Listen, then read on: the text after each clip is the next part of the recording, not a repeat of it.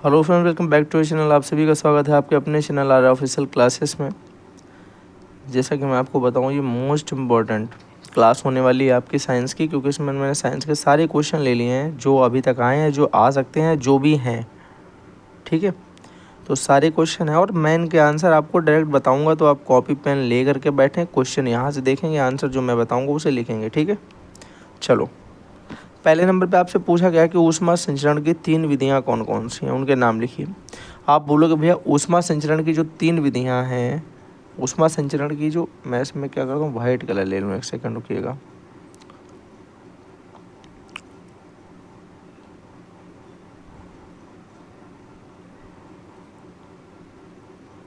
ठीक है,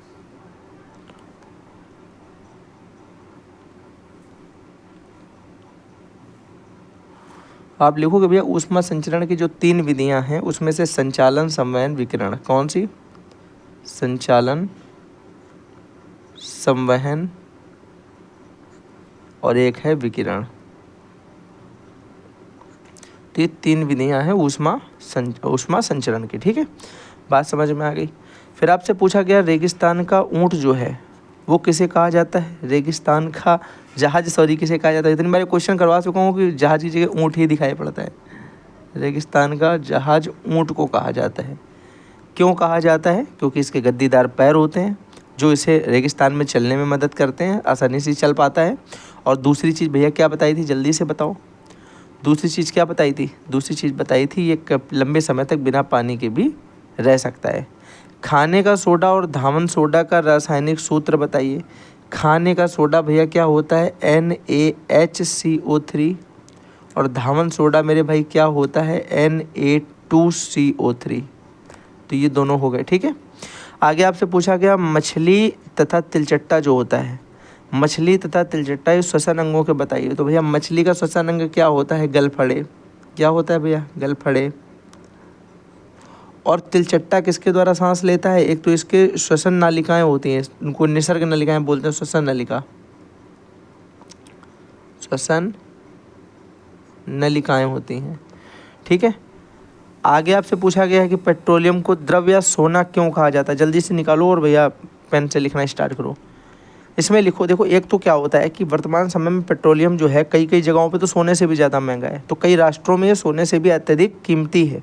क्योंकि कोई भी राष्ट्र जो होता है, मतलब यहाँ पे आप लिखोगे भैया कोई भी जो राष्ट्र होता है उस राष्ट्र की उन्नति, इसका मतलब होता है उस राष्ट्र को अपर बढ़ने का मतलब बढ़ रहा है, अगर उन्नति हो रही है तो उसका मेन जो श्रेय जाता है या उसका काफ़ी हद तक जो श्रेय जाता है वो इस बात पर निर्भर करता है कि वहाँ पे पेट्रोलियम है या नहीं। ठीक है, तो अगर किसी राष्ट्र में पेट्रोलियम है तो सबसे ज़्यादा जो उसमें आयात या निर्यात होकर के जो उसका धन विकसित करने का या धन बढ़ाने का जो रीजन होता है वो पेट्रोलियम ही होता है। ठीक है, कृषि नहीं उसका हो, उसमें देखो उस देश में कृषि बढ़िया होगी, व्यापार अच्छा होगा, ठीक है ना, संचार अच्छा होगा, सभी क्षेत्रों में किसका प्रयोग होता है? पेट्रोलियम का प्रयोग होता है। तो बात समझ में आ गई, पेट्रोलियम को हम लोग द्रव सोना क्यों कहते हैं? तो आप लिखोगे वर्तमान समय में पेट्रोल किसी राष्ट्र में तो सोने से भी अधिक कीमती होता है, और राष्ट्र की उन्नति काफ़ी हद तक इस बात पर निर्भर करती है कि पेट्रोलियम उसमें है या नहीं, उस देश में। तो उसके पास कितना पेट्रोलियम है, इस बात पर क्या निर्भर करेगा? राष्ट्र की उन्नति।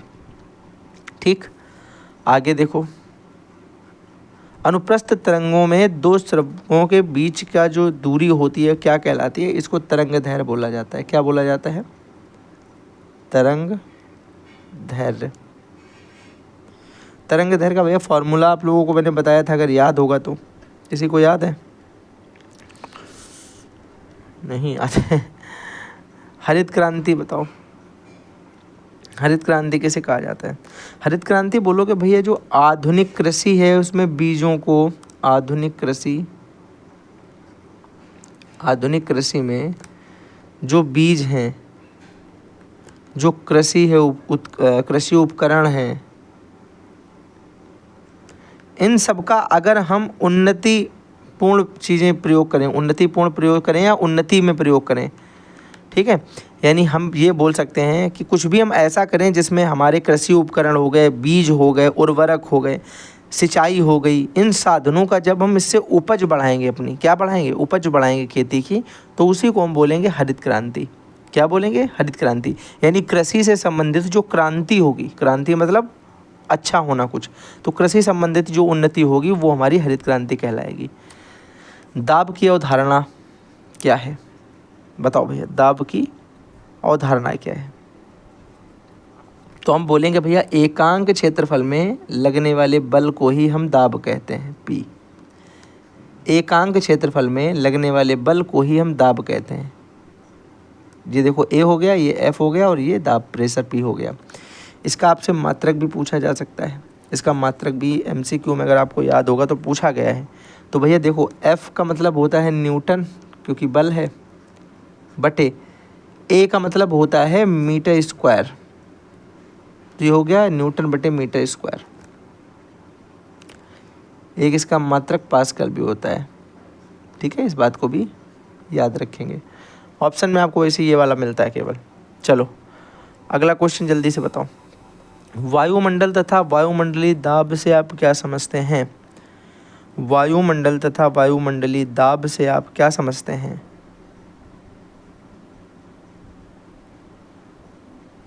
बताओ जल्दी।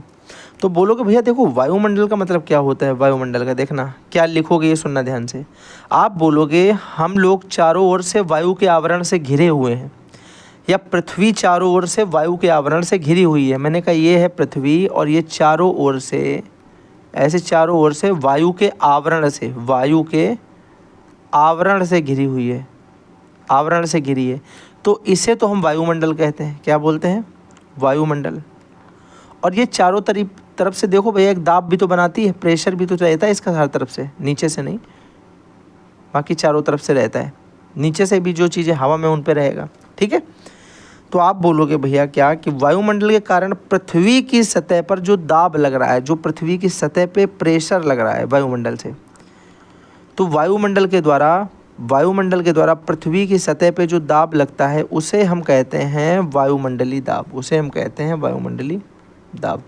तो कोई पूछे वायुमंडल क्या होता है, लिखोगे पृथ्वी चारों ओर से वायु के आवरण से घिरी हुई है जिसे हम वायुमंडल कहते हैं।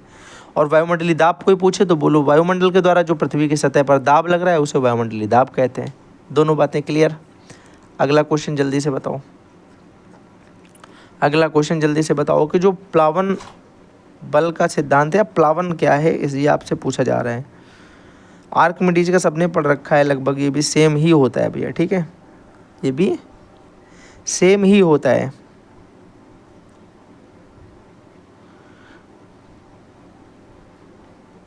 कराएं? यहाँ पे देखो भैया, प्लावन बल का मतलब होता है कि जब कोई वस्तु है और मैं उसे कहीं डुबोऊंगा तो वो उसके द्वारा हटाया गया जो द्रव होगा, किसी वस्तु द्वारा हटाए गए द्रव का भार उसके भार के बराबर होता है। किसी वस्तु द्वारा हटाए गए द्रव का भार उस वस्तु के भार के बराबर होता है, जिसके कारण वह सतह पे तैरती है, सतह पर तैरती है। और जिस बल के कारण वह सतह पर तैरती है उसी को हम प्लावन का सिद्धांत कहते हैं। क्या कहते हैं? प्लावन का सिद्धांत कहते हैं। फिर से एक बार सुनो। किसी वस्तु द्वारा हटाए गए द्रव का भार वस्तु के भार के बराबर होता है, जिसकी वजह से वह वस्तु सतह पर तैरती है। यह सिद्धांत प्लावन का सिद्धांत कहलाता है। यह सिद्धांत प्लावन का सिद्धांत कहलाता है। बढ़िया तरीके से बात समझ में आ गई होगी मेरे हिसाब से, ठीक है। कोई इतनी दिक्कत वाली बात तो इसमें थी नहीं जो नहीं समझ में आएगी। जल्दी बताओ समझ में आ गई, हाँ या ना? बोलोगे हाँ भैया। आगे दिया गया है कि वायु दाब का मात्रक बताइए। मैंने आपको बताया था वही न्यूटन पर metre square. Pressure so pressure, बल लगेगा एरिया पे। आगे देखो भाई, जल पंप में कितने वाल्व होते हैं? जल पंप में भैया 2 तरीके के वाल्व होते हैं। कितने होते हैं? 2 वाल्व होते हैं। अब 2 वाल्व तक क्वेश्चन यहाँ तक खत्म हो गया। कितने हटा के 2 लिख दिया, बात खत्म। लेकिन पूछ रहा है क्यों। अब इस क्यों का आंसर आपको एक्सप्लेन करना पड़ेगा, हैं। अब अगर हम तुमसे कहें कि आप बोलोगे भैया जब पंप के हैंडल को नीचे किया जाता है तो वाल्व खुल जाता है और वायु दाब के कारण उसमें जल भर जाता है। जल भर जाता है कब भर जाता है? जब पंप नीचे किया जाता है तो वायु दाब के कारण इसमें खुल जाएगा। और फिर जब इसमें जल भर जाएगा पुनः इसे खींचा जाएगा तो जल के दबाव के कारण वापस से यह वाल्व बंद हो जाएगा, जिससे जल बाहर नहीं निकलेगा, ऊपर आ जाएगा नल में। ठीक है, तो आप बोलोगे भैया जब हम हैंडल को नीचे करते हैं तो वो वायु दाब के कारण क्या होता है, वाल्व ऊपर उठ जाता है, उसमें जल भर जाता है, फिर पुनः जब उसे नीचे खींचा जाता है तो वह वापस से नीचे जल को नहीं जाने देता है, क्योंकि फिर से वायु दाब के कारण वाल्व क्या होता है, बंद हो जाता है। तो बात आ गई समझ में, इसे आप लिख लोगे ऐसे करके। आगे अगर आपसे हम पूछें यहाँ पे वायु दाब की क्वेश्चन है, वायु दाब की माप के लिए दो प्रकार के वायु दाब मापियों का नाम बताइए। कुछ दो तरीके का, तो एक तो भैया होता है पारा, ठीक है, और एक होता है निर्द्रव दाब मापी, निर्द्रव दाब मापी। ये दो नाम आप याद रखो। अगला पूछ रहा है कुक्कुट पालन क्या है। ध्यान रखो, कुक्कुट पालन का संबंध जो होता है वो सिंपल सा मुर्गी पालन से ही होता है। किससे होता है, मुर्गी पालन। मुर्गी पालन को ही हम कुक्कुट पालन के नाम से भी जानते हैं। अगला बोल रहा है एटॉमिक पावर स्टेशन जो है वो भारत में कहाँ पे हैं। आप बोलोगे भैया बहुत सारे हैं, नरोरा हो गया, कलपक्कम हो गया, ठीक है, कलपक्कम पे बाद आप भैया बोलोगे कैगा हो गया कर्नाटक का, एक तारापुर में हो गया, ठीक है, महाराष्ट्र में, एक कुदन कुलन हो गया, कुडन कुलन, ये तमिलनाडु में है। ठीक है, तो आप इस तरीके से बता सकते हो भैया कौन सा कर्नाटक में है, कैगा, तारापुर महाराष्ट्र हो गया हमारा, कुडन कुलन हो गया, नरोरा हो गया, कलपक्कम हो गया। ठीक है, कोई आप तो कितने ही पूछेगा, आप तीन कोई लिख देना, दो या तीन लिख देना, तीन लिख देना, दो मत लिखना, तीन लिख देना। मैंने आपको 5 बता दिए हैं। ठीक है, अगला आपसे पूछा जा रहा है कि भारत के अग्रणी स्टील कारखाने, जो स्टील कारखाने आपने सबने नाम भी सुना होगा, मैं आपको भी बताऊंगा, आपको नाम देखो याद आ जाएगा, जमशेदपुर, ठीक है, ये आपने सब पढ़े होंगे, भिलाई, कौन सा वाला, भिलाई, फिर भैया राउरकेला, राउरकेला, फिर भैया कौन सा, दुर्गापुर, दुर्गापुर, जमशेदपुर, भिलाई, राउरकेला, ये सारे हमारे क्या हैं भैया, जल्दी से बताओ, ये हमारे स्टील कारखाने। कौन से, स्टील कारखाने। ठीक है, पंचवर्षीय योजनाएं जिसने पढ़ी उन्होंने सब पढ़ रखे भाई नाम। ठीक है, आगे भैया क्वेश्चन देखो क्या लिखा है। क्वेश्चन आपसे पूछा गया कि क्या द्रव किसी बर्तन की सभी दिशाओं में भार डालता है। आप बोलोगे हाँ, क्योंकि जो दाब होता है वो चारों दिशाओं में लगता है। लिखा है अगला क्वेश्चन आपसे कि समस्थैतिकी या होम्योस्टेसिस, होम्योस्टेसिस जो होता है ये किसे कहा जाता है। ये बड़ा सिंपल होता है कि जो जीव होता है वो आंतरिक और बाह्य वातावरण में बढ़िया तरीके से सामंजस्य बनाने की जो उसमें क्षमता होती है। आप बोलोगे जैसे कोई जीव है तो उस जीव के आंतरिक वातावरण और बाह्य वातावरण के बीच में क्या बना के रखता है, एक संयोजन बना के रखता है, संतुलन बना के रखता है, संतुलन बना के रखता है। और ये संतुलन बनाने की ही जो उसकी क्रिया होती है उसे हम क्या बोलते हैं, होम्योस्टेसिस या फिर समस्थैतिकी बोलते हैं। समस्थैतिकी बना के रखना ही, आप इसे भूल भी जाओ तो यही वर्ड ही आप लिख दो कि समस्थिति जो बनाता है वो, उसी को हम समस्थैतिकी कहते हैं। बात समझ में आ गई, बोलोगे हाँ भैया समझ में आ गई। किसी जीव द्वारा आंतरिक और बाह्य वातावरण में समस्थैतिकी बनाना ही समस्थैतिकी कहलाता है, समस्थिति बनाना ही समस्थैतिकी कहलाता है। पादप हार्मोन या फाइटो हार्मोन किसे कहा जाता है। पादप हार्मोन का संबंध आपको समझ में आना चाहिए। ठीक है, हो गया। अब देखो पादप हार्मोन या फाइटो हार्मोन के अगर हम बारे में बात करें तो आप बोलोगे भैया पौधों के कुछ काम होते हैं, ठीक है, और सभी काम को करने के लिए, उसका समन्वय बनाने के लिए वो कुछ रासायनिक पदार्थों को रखने की जो उसमें क्षमता होती है, कुछ रासायनिक पदार्थों को रखने की जो उसमें क्षमता होती है।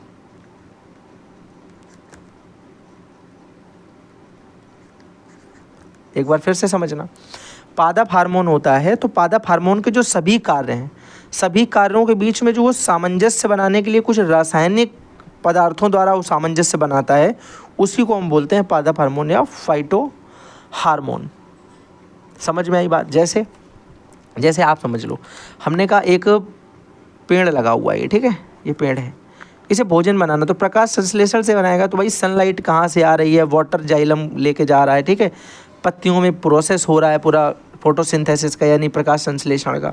उसके बाद यहाँ से क्या होगा, अब यहाँ से फ्लोएम जो है वो खाने को पूरे पेड़ में क्या करेगा, पहुँचाएगा, ठीक है। इस तरीके से बहुत सारी चीज़ें होंगी।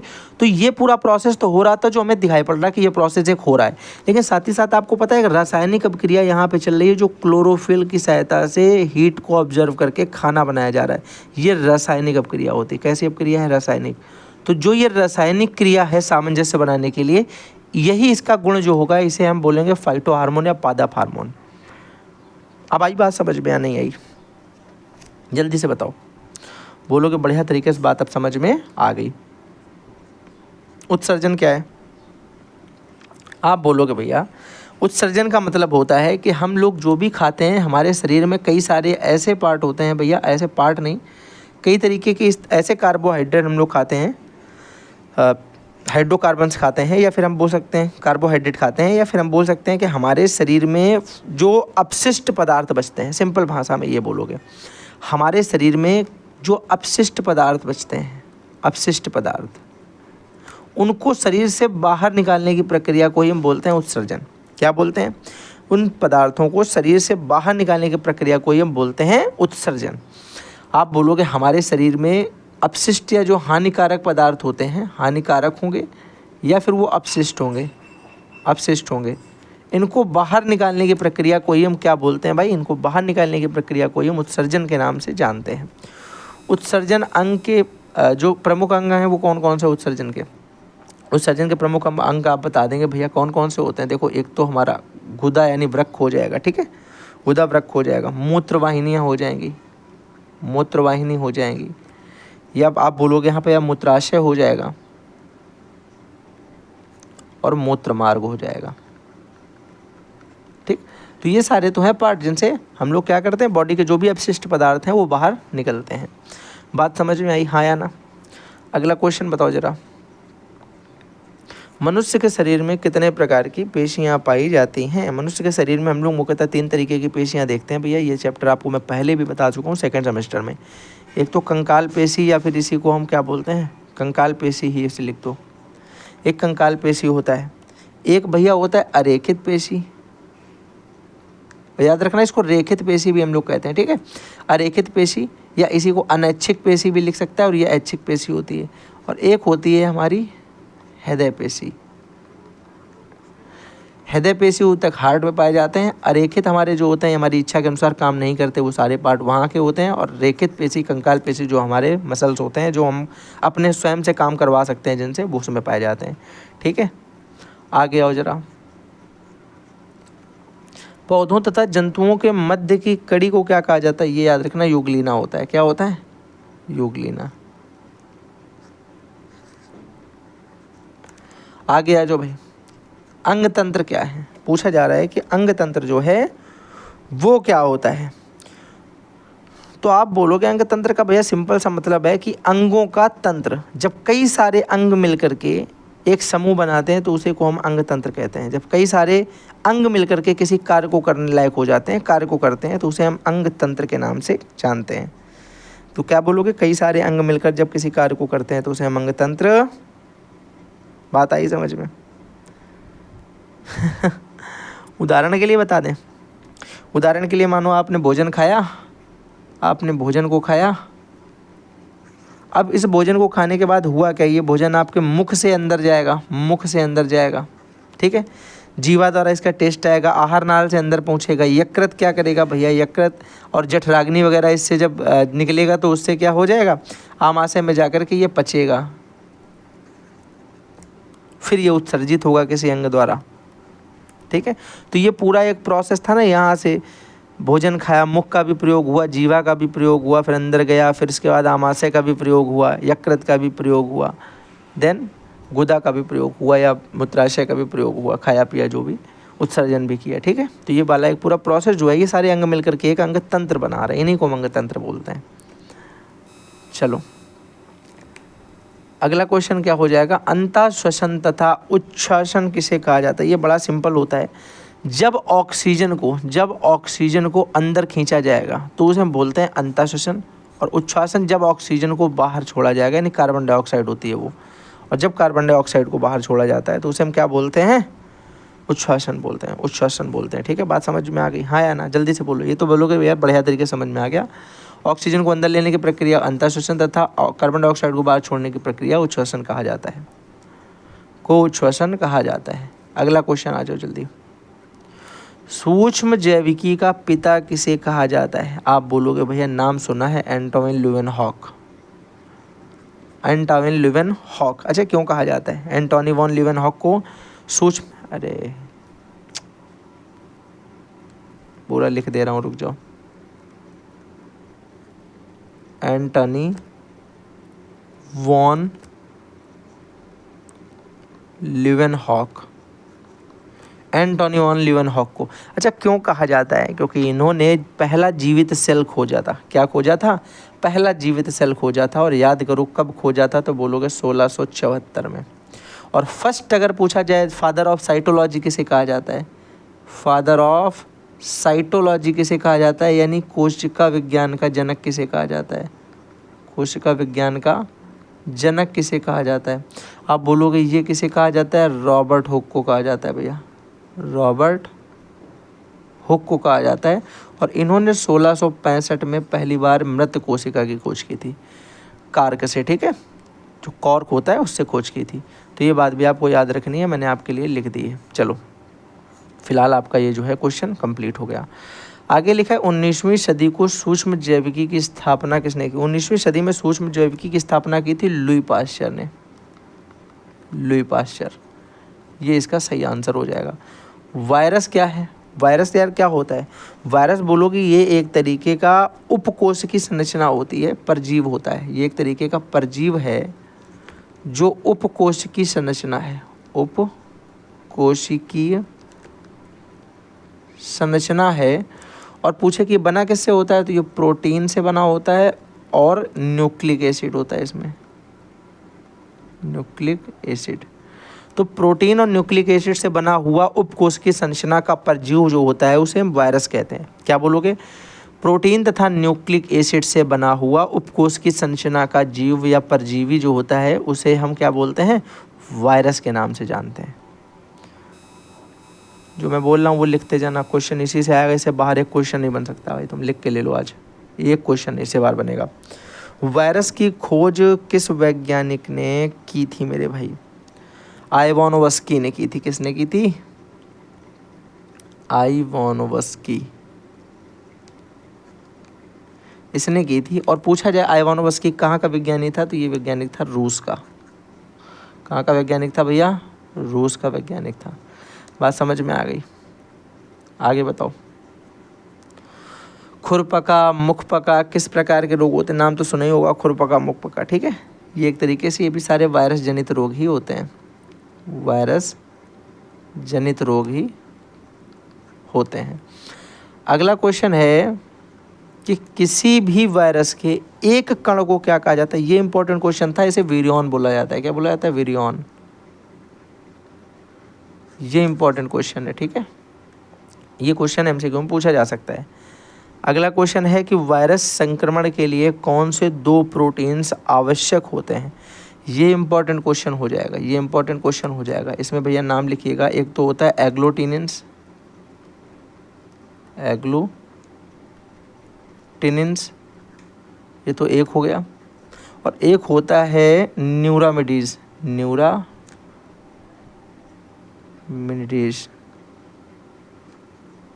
न्यूरामिनिडेज, ठीक है।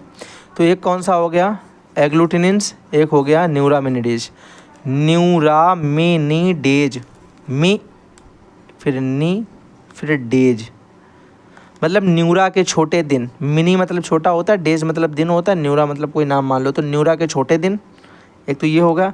एक हो गया कि एग्लूटिनिन्स, जो इग्लू होते हैं वो टिनी होते हैं, टिनी मतलब छोटे होते हैं, टिनी होते हैं, ठीक है। तो ऐसे करके याद कर सकते हो। एक तो एग्लूटिनी होते हैं और एक न्यूरा के छोटे दिन होते हैं, तो ऐसे याद रखोगे, एग्लूटिनिन्स एंड न्यूरामिनिडेज।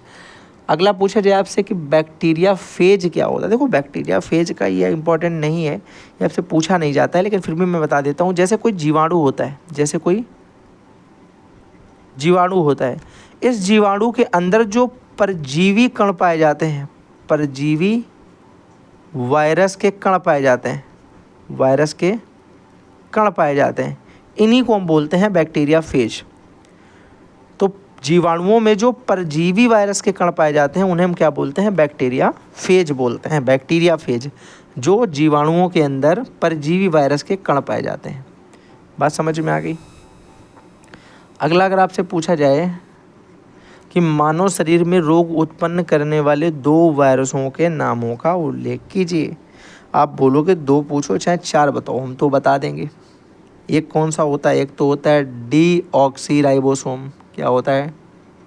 हिंदी में मैं लिख देता हूँ आपके लिए। डीऑक्सीराइबो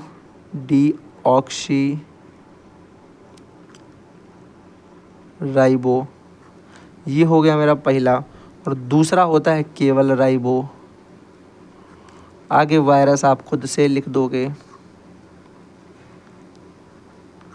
तो 2 तरीके के वायरस कौन कौन से हो जाएंगे? डीऑक्सीराइबो वायरस और राइबो वायरस। नाम याद हो गए? हाँ या ना? तो मानव शरीर में रोग उत्पन्न करने वाले 2 वायरस अगर पूछे जाएंगे तो बोलोगे डीऑक्सीराइबो एंड राइबो वायरस। ठीक है। अगला क्वेश्चन है, लाइसोजेनिक जो होता है वो किसे कहा जाता है? बताओ। तो कुछ जीवाणु होते हैं, अब बोलोगे भैया कुछ ऐसे जीवाणु होते हैं जिनके अंदर जीनोम नाम का एक संयत होता है। जिनके अंदर जो जीनोम होता है वो संयत होता है, मतलब जीनोम होता है उनके अंदर, उन्हीं को हम बोलते हैं लाइसोजेनिक। जिनके अंदर जीनोत संयत होता है उनको हम बोलते हैं लाइसोजेनिक। तो कोई पूछे भैया लाइसोजेनिक क्या है, तो आप बोलोगे कुछ जीवाणु ऐसे होते हैं जिनके अंदर जीनोत संयत होता है, फेज जीनोत जो है वो होता है, लेकिन जिनके अंदर ये नहीं होता है उनको लाइसोजेनिक नहीं बोला जाता है। अगला आ जाओ जल्दी। जीवाणु द्वारा होने वाले 2 रोगों के नाम, हैजा लिख दो, क्षय रोग लिख दो, टाइफाइड लिख दो। ठीक है, ये सारे हो जाएंगे।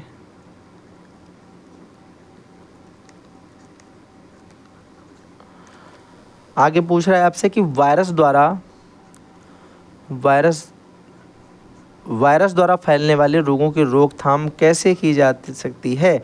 आप बोलोगे भैया सिंपल तरीका है इसे रोकने के लिए। एक तो हम टीकाकरण करा सकते हैं। आपने देखा जैसे टीका लग जाते हैं तो फिर उसके बाद बोलते पोलियो का टीका लगवाओ, तो टीका फिर पोलियो नहीं होता है, ऐसा होता है। और दूसरा होता है कि हम लोग रासायनिक चिकित्सक या चिकित्सा के द्वारा बच सकते हैं, यानी जो केमिकली हम लोग अपना वो एलोपैथिक की दवाएं ये सब आती हैं, मेरी केमिकली तो होती हैं केमिकल में, तो ये हमारी भैया रासायनिक चिकित्सा में काम आ जाएंगे। एक टीकाकरण हो गया। तो 2 तरीके से क्या हो सकता है, हम लोग बच सकते हैं भाई, बच सकते हैं। ठीक है ना। आगे बोलो। जीवाणु क्या है? जीवाणु आप बोलोगे भैया बिल्कुल सरल है, एक कोशिकीय सूक्ष्म जीव होता है। एक कोशिकीय सूक्ष्म जीव होता है। एक कोशिकीय सूक्ष्म जीव को हम लोग जीवाणु कहते हैं। अगला क्वेश्चन आपसे क्या पूछा गया है कि खाद्य पदार्थों का संरक्षण किन किन विधियों द्वारा किया जा सकता है? खाद्य पदार्थों का संरक्षण करने के लिए भैया अगर दूध जैसे है तो दूध को बचाने के लिए आपने सुना है नाम पाश्चुरीकरण। क्या पढ़ा है? पाश्चुरीकरण। फिर भैया और बताओ, अगर हम बोलें कि खाना ना अपना रखना है तो बोलोगे भैया फिर क्या होगा? कम ताप पर संयन कर लो, यानी रेफ्रिजरेटर में रख दो। कम ताप पर संचय करना,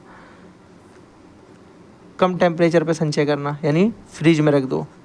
ये पाश्चुरीकरण, दूध को गर्माओ फिर एक निश्चित पे ला कर फिर एकदम से ठंडा कर दो। तो ये हो गया। और भैया बताओ जरा, और एक क्या होता है? एक होता है भैया कैनिंग प्रोसेस, एक होता है कैनिंग। तो बोलोगे कैनिंग होता है, पाश्चुरीकरण होता है, कम ताप पर संचय होता है, कम ताप पर संचय होता है। तो ठीक है, इस तरीके से हम अपने किसी भी भोजन के खाद्य पदार्थ है उसका संरक्षण कर सकते हैं।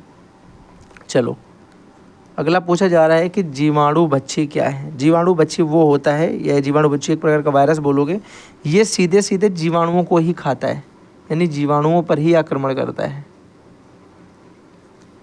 जीवाणुओं को खाता है, जीवाणुओं पर ही आक्रमण करता है। प्राकृतिक संपदा अगर कोई पूछता है कि क्या होता है, बताओ जरा प्राकृतिक संपदा से आप क्या समझते हैं? तो आप बोलोगे ऐसे सभी पदार्थ भैया, ऐसे सभी पदार्थ जो हमें किससे प्राप्त हो? इस प्रकृति से। देखो आगे वाला वर्ड, ऐसे सभी पदार्थ जो हमें प्रकृति से प्राप्त होते हैं उन्हें प्राकृतिक संपदा कहते हैं। ठीक है। मृदा अपरदन अगर आपसे कोई पूछता है क्या है, बताओ जल्दी से। अगर आपसे कोई पूछता है कि बताओ जल्दी भैया मृदा अपरदन क्या है, आप बोलोगे मिट्टी के कटाव को ही मृदा अपरदन कहा जाता है। हम क्या बोलेंगे भाई, कोई मिट्टी है, ठीक है, हमने या तो उसकी सतह कटान की वजह से कटे, या फिर उसकी सतह में पानी की वजह से मिट्टी कट जाती है, नहीं बोला जाता है। तो इन दोनों ही कंडीशन में हम क्या बोलते हैं, मृदा अपरदन है। इन्हीं दोनों को हम क्या बोलते हैं, मृदा अपरदन बोलते हैं। अगला क्वेश्चन है कि वन्य जीव संरक्षण की विधियां जो हैं वो क्या हैं। तो एक होती है स्वास्थ्य संरक्षण, एक तो होता है उनका स्वास्थ्य संरक्षण करो, और दूसरा होता है कि उनका जो उस स्थान है उनका संरक्षण करो, यानी उनके स्वास्थ्य का संरक्षण करना चाहिए, उनके उस स्थान का संरक्षण मतलब जहाँ पे वो रहते हैं उन जगहों का संरक्षण करना चाहिए। इस प्रकार से वन्य जीव संरक्षण हम कर सकते हैं। आगे अगला क्वेश्चन आपसे पूछा गया है कि तांबा तथा सीसा किस प्रकार के खनिज हैं। तो भैया इनमें लोहा नहीं होता है, तो ये होते हैं अलौह खनिज। कैसे खनिज होते हैं, अलौह खनिज होते हैं। अगला क्वेश्चन आपसे पूछा जा रहा है कि सूर्य का प्रकाश किस प्रकार की संपदा होती है। तो सूर्य का प्रकाश भैया कभी खत्म नहीं होगा, और जो संपदा कभी खत्म नहीं होती उसे हम नवीकरणीय स्रोत बोलते हैं, नवीकरणीय संपदा बोलते हैं। तो ये नवीकरणीय संपदा है, और भैया जो खत्म होता है उसे अवनवीकरणीय संपदा बोलते हैं। ठीक है, आगे बढ़ें। मृदा, जैसे इसमें एक क्वेश्चन बहुत पूछा जाता है कि मृदा जो है वो किस तरीके की नवीकरणीय संपदा है, ये एमसीक्यू में आता है। अगला क्वेश्चन मेरे भाई आपसे यहाँ दे रखा है कि पेट्रोल को जीवाश्म ईंधन जो है वो क्यों कहा जाता है। बताओ जल्दी, पेट्रोल को जीवाश्म ईंधन क्यों कहा जाता है। पेट्रोल हमें सीधे से भैया देखा जाए तो प्राप्त कहाँ से होता है, भूमि के नीचे से ही तो प्राप्त होता है। तो भूमि के नीचे तो जीव के अंश भी होते हैं, तो इसी वजह से हम पेट्रोलियम को जीवाश्म ईंधन कहते हैं, क्योंकि ये हमें प्राप्त होता है भूमि के नीचे से। आप लिखोगे भूमि के अंदर से ही तो प्राप्त होता है, भूमि के अंदर से ही जो कुएँ होते हैं वहाँ से प्राप्त होता है। तो इस वजह से हम इसे क्या कहते हैं, जीवाश्म ईंधन कहते हैं, क्योंकि हमें जीव के अंश यानी पृथ्वी के नीचे से ही प्राप्त होता है।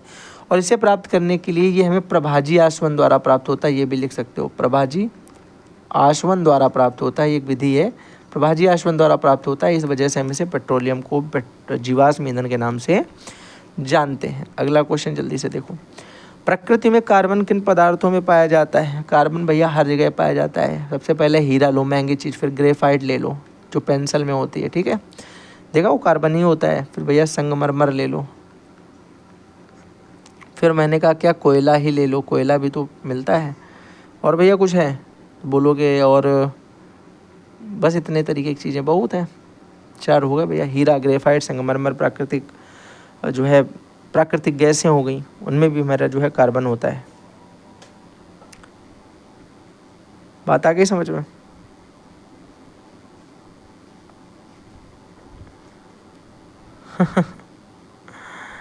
ठीक ठीक ठीक ठीक, तो बात समझ में आ गई। प्रकृति में कार्बन किन पदार्थों में पाया जाता है, तो आप बोलोगे हीरा, ग्रेफाइट, संगमरमर, कोयला, अन्य पदार्थों में पाया जाता है। कार्बन के ही ये सब है भैया। अगला आपसे पूछा जाए कि रॉकेट ईंधन के 2 उदाहरण दीजिए। तो रॉकेट ईंधन के 2 उदाहरण देने का मतलब क्या है, ध्यान से देखिएगा। आप बोलोगे रॉकेट ईंधन में मेथिल हाइड्रोजन और द्रवित हाइड्रोजन का प्रयोग करते हैं। किसका, मेथिल हाइड्रोजन और प्लस द्रवित ईंधन, इनका प्रयोग होता है, और द्रवित हाइड्रोजन का भी प्रयोग होता है। हाइड्रोजन जो होती है लिक्विड फॉर्म, उसका भी यूज होता है इसमें। आगे अगर आप हमसे बात करें यहाँ पे, तो पेट्रोलियम गैस किन गैसों का मिश्रण होती है, ये भी आपसे पूछा जा सकता है। पेट्रोलियम गैस यहाँ पे 2 तरीके की गैसों से मिलकर बनती है, एक तो ब्यूटेन होती है, आइसोब्यूटेन, और प्रोपेन। लेकिन इसमें ज़्यादा मात्रा में अगर कोई पूछता है जो है ज़्यादा कौन सी होती है, तो आप याद रखोगे ज़्यादा होती है ब्यूटेन, ज़्यादा होती है ब्यूटेन।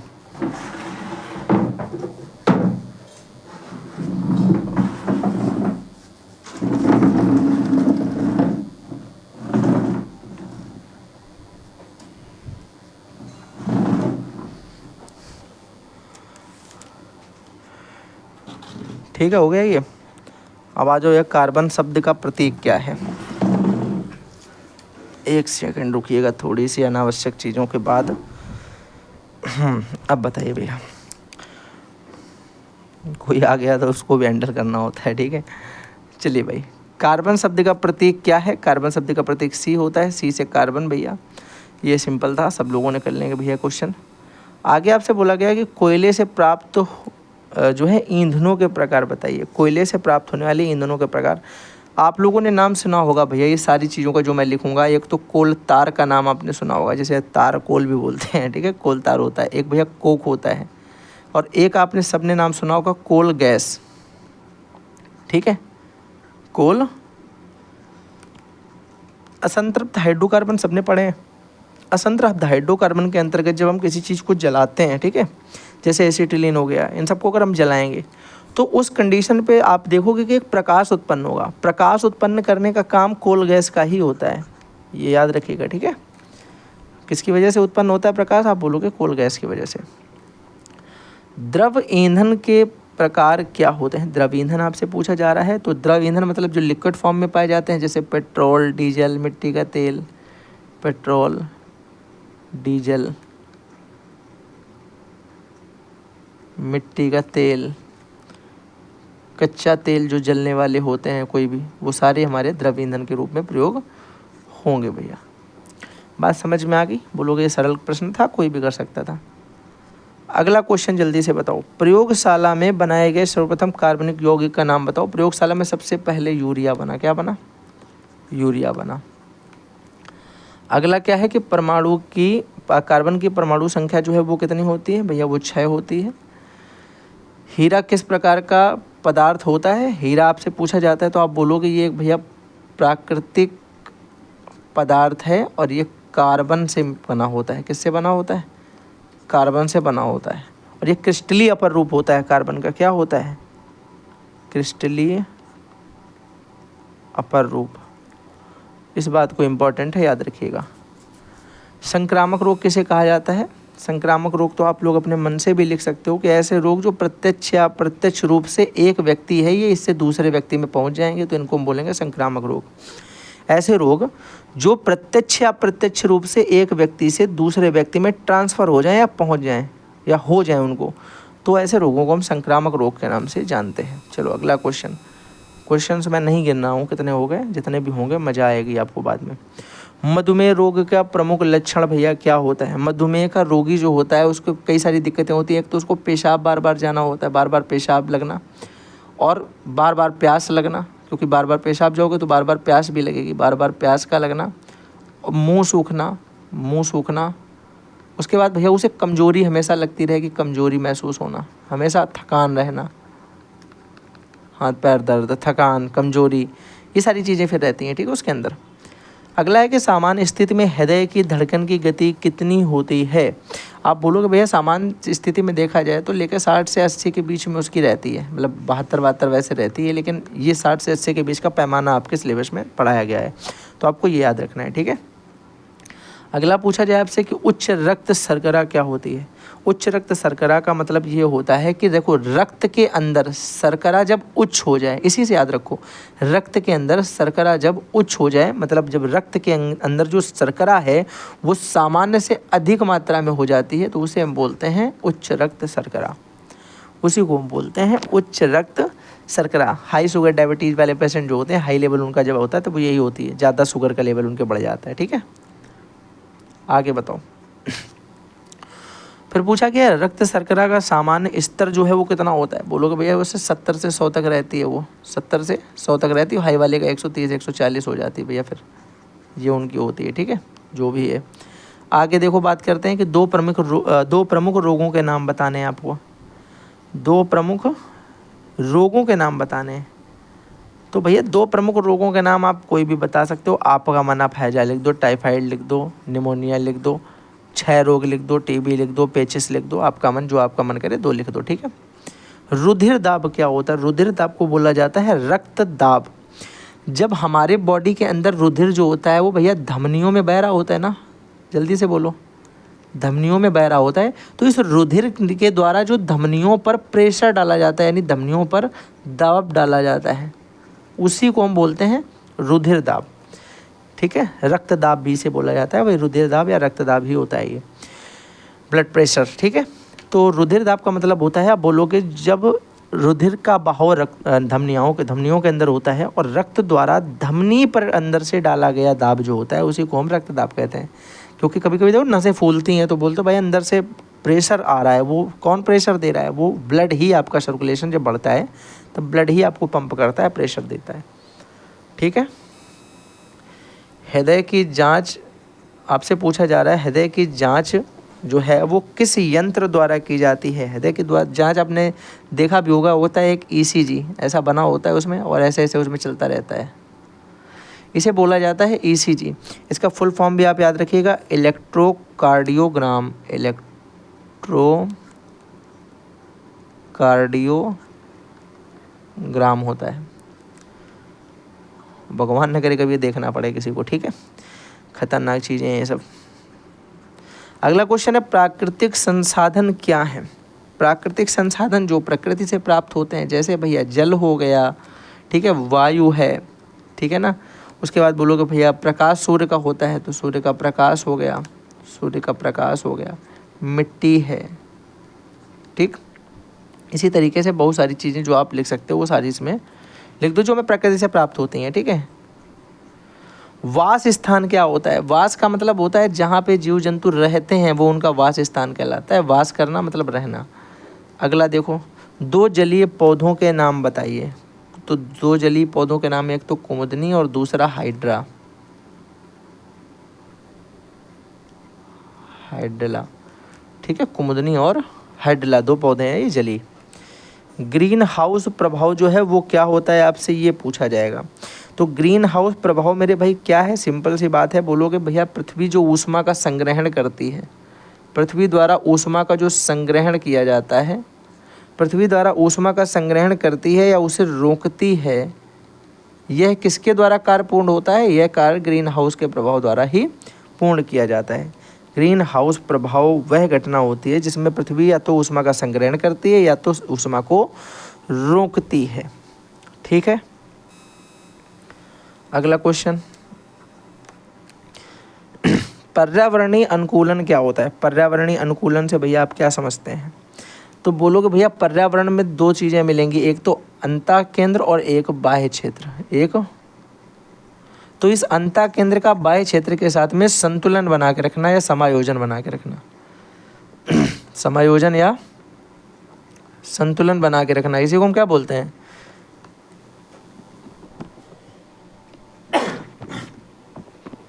सॉरी भैया, इसी को हम क्या बोलते हैं? इसी को हम बोलते हैं पर्यावरणीय अनुकूलन बना के रखना। अंतः क्षेत्र और बाह्य क्षेत्र जो है पर्यावरण का, उनका हम क्या बना के रखते हैं? आंतरिक और बाह्य अनुकूलन बना के रखते हैं। फिर भैया अगला क्या है, मछलियों के श्वसन हेतु कौन सा अंग प्रयोग किया था? गलफड़ा प्रयोग किया था, बता चुका हूँ।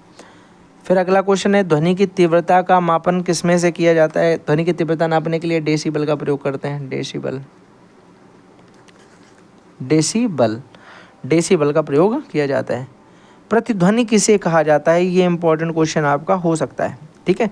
जब आप किसी ऊंचे स्थान पर खड़े होकर के आवाज़ लगाते हैं तो आपको एक आवाज़ बैक सुनाई पड़ती है, एक आवाज़ बैक टकरा करके आती है परावर्तित होकर के कहीं से, लेकिन ये एक बार ही आती है, ठीक है। जैसे आपने देखा है कि कहीं वादियों में खड़े होकर चिल्लाओ, कहीं जो है ऐसी जगह खड़े होकर चिल्लाओ जहाँ सामने एकदम खुला एरिया हो, तो प्रकृति हमको दोबारा एक बार बोलती है, ठीक है। तो प्रतिध्वनि ऐसे हम याद रखेंगे कि जब किसी ऊंचे या टावर या कहीं पर भी खड़े होकर, पहाड़ पर खड़े होकर के तेज़ी से आवाज़ लगाई जाती है तो वो आवाज़ टकराकर परावर्तित होकर वापस एक प्रकार से हमें सुनाई पड़ती है, तो इसे हम प्रतिध्वनि कहते हैं। लेकिन याद रखिएगा प्रतिध्वनि और गूंज में अंतर है।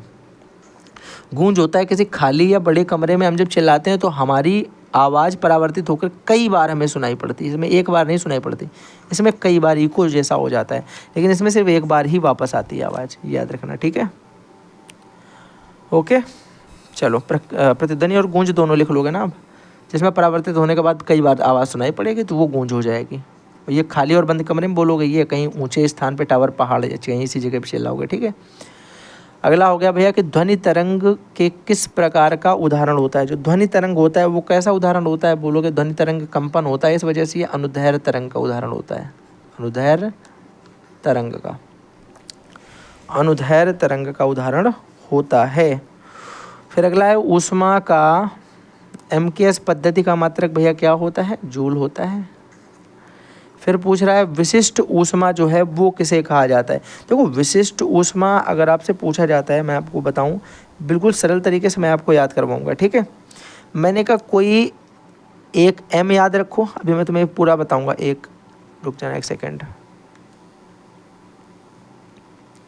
यहाँ पे लिख दो 1m, ठीक है। यहाँ पे लिख दो 1 डिग्री सेल्सियस और यहाँ पे इसे लगा दो निशान। इतने से पूरी डेफिनेशन मैं आपको भी याद करवा दूंगा। आप लिखोगे भैया ऊष्मा की वह मात्रा, ऊष्मा की वह मात्रा जो एकांक, इसको बोलोगे एकांक, एकांक m का मतलब क्या होता है, m का मतलब होता है मास यानी द्रव्यमान, मास यानी द्रव्यमान। तो लिखोगे ऊष्मा की वह मात्रा जो एकांक द्रव्यमान में 1 डिग्री सेंटीग्रेड, 1 डिग्री सेंटीग्रेड बढ़ाने के लिए आवश्यक होती है, बढ़ाने के लिए आवश्यक होती है, उसी को हम विशिष्ट ऊष्मा बोलते हैं। आप ये मान के चलो भैया कोई एकांक द्रव्यमान है और हम चाहते हैं कि उसमें 1 डिग्री सेंटीग्रेड बढ़े, तो जैसे ही हम 1 डिग्री सेंटीग्रेड बढ़ाएंगे तो कुछ ऊष्मा उसको देंगे, और वो जो ऊष्मा दे रहे हैं उसी को हम विशिष्ट ऊष्मा कहेंगे। वो एक स्पेशल ऊष्मा है, ठीक है, 1 डिग्री सेंटीग्रेड बढ़ाने वाली। बात कन्फर्म समझ में आ गई। अगला बताओ भैया, लिखा है कि जल तुल्यांक का मात्रक जो है वो किसे मतलब क्या होता है, जल तुल्यांक का मात्रक क्या होता है। जल तुल्यांक नापो भाई ग्राम में ही आएगा, ठीक है। अगला दिया है मनुष्य की श्रवण क्षमता किस आवृत्ति की होती है, 20 हर्ट्ज से लेकर के 20,000 हर्ट्ज तक। सिंपल है क्वेश्चन ये तो।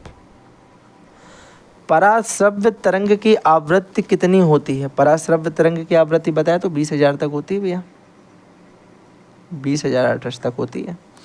अगला आपसे क्या पूछा गया है, अपश्रव्य तरंग की आवृत्ति कितनी होती है। अपश्रव्य की 20 हर्ट्ज होती है, 20 हर्ट्ज होती है। अगला पूछा जा रहा है गुप्त ऊष्मा किसे कहा जाता है। फिर मैं तुम्हें सेम बात ही बता रहा हूँ। जैसे आप याद रखो कि बिना ताप को बदले कोई पदार्थ है और हम सोचते हैं कि वो ताप चेंज ना हो, तो ताप में ऐसा एक परिवर्तन कर रहे हैं जो ताप में एकदम इंस्टेंट परिवर्तन नहीं दिखाई पड़ रहा, हमें नहीं दिख रहा कि इसमें परिवर्तन हो रहा है, और वो पदार्थ ठोस से द्रव हो गया या फिर द्रव से गैस में बदलने लगा। तो ये जो चेंज करने का उसका प्रोसेस है, ठोस से द्रव बदलना और द्रव से गैस बदलने के समय एक जो हम ऊष्मा दे रहे हैं आवश्यकता के हिसाब से, उसी को हम गुप्त ऊष्मा बोलते हैं, लैटेंट हीट। यानी किसी पदार्थ को ठोस से द्रव और द्रव से गैस में परिवर्तित करने के लिए जिस ऊष्मा की आवश्यकता हो रही है वो गुप्त ऊष्मा है, ठीक है। आगे बढ़ें। पूछा गया है कि 1 कैलोरी से आप क्या समझते हैं, 1 कैलोरी से आप क्या समझते हैं। 1 कैलोरी ऊष्मा ही तो है, और इसकी डेफिनेशन सेम टू सेम वही वाली लिखोगे जो मैंने आपको विशिष्ट ऊष्मा की लिखवाई है कि 1 ग्राम, अगर इसमें 1 ग्राम जल ले लेना, 1 ग्राम जल, और इसका ताप अगर 1 डिग्री सेंटीग्रेड बढ़ाना पड़े तो हम बोलेंगे कि हमें 1 कैलोरी ऊष्मा की ज़रूरत पड़ेगी, ठीक है। अगर 1 ग्राम जल का ताप 1 डिग्री सेल्सियस बढ़ाना पड़ेगा तो 1 कैलोरी ऊष्मा की जरूरत पड़ेगी। विशिष्ट ऊष्मा भी यही है, ध्यान से सुनो। विशिष्ट ऊष्मा भी हमने पढ़ा कि एकांक जल, अगर एकांक कोई मास होता है, एकांक द्रव्यमान होता है, उसे 1 डिग्री सेंटीग्रेड बढ़ाया जाएगा तो उसे एक क्या बोलते हैं, विशिष्ट ऊष्मा बोलते हैं। तो ये विशिष्ट ऊष्मा 1 कैलोरी विशिष्ट ऊष्मा के तरीके ही आपको याद रखना है। सेम टू सेम वही है कि 1 ग्राम जल को 1 डिग्री सेंटीग्रेड बढ़ाने के लिए, सेल्सियस बढ़ाने के लिए जितनी ऊष्मा की आवश्यकता होती है उसे हम 1 कैलोरी बोलेंगे। अगला क्वेश्चन है, एक कंपन में चली गई दूरी को क्या कहा जाता है। भाई जो एक कंपन होता है कंप्लीट, उसमें जो दूरी चलती है तो याद रखो इसे भी हम तरंगदैर्घ्य के नाम से ही जानेंगे। दो सुरंगों के बीच की दूरी, ठीक है। आगे देखो भाई, स्वस्थ मनुष्य के शरीर का ताप जो है वो कितना होता है। आप बोलोगे भैया देखो, एक तो वो 37 डिग्री सेल्सियस होता है, लेकिन अगर फ़ारेनहाइट में पूछा जाए तो 98.6 डिग्री फ़ारेनहाइट होता है। 37 डिग्री सेल्सियस या फिर 98.6 डिग्री फ़ारेनहाइट। बात समझ में आ गई, ठीक है। एसआई पद्धति में ताप का मात्रक पूछा जा रहा है, अभी उतनी देर से वही तो लिख रहे थे, केल्विन, ठीक। अगला है, ऊष्मा की मात्रा कैसे ज्ञात की जाती है। ऊष्मा की मात्रा ज्ञात करने के लिए हम फॉर्मूला लगाते हैं भैया कि पदार्थ का द्रव्यमान गुणे विशिष्ट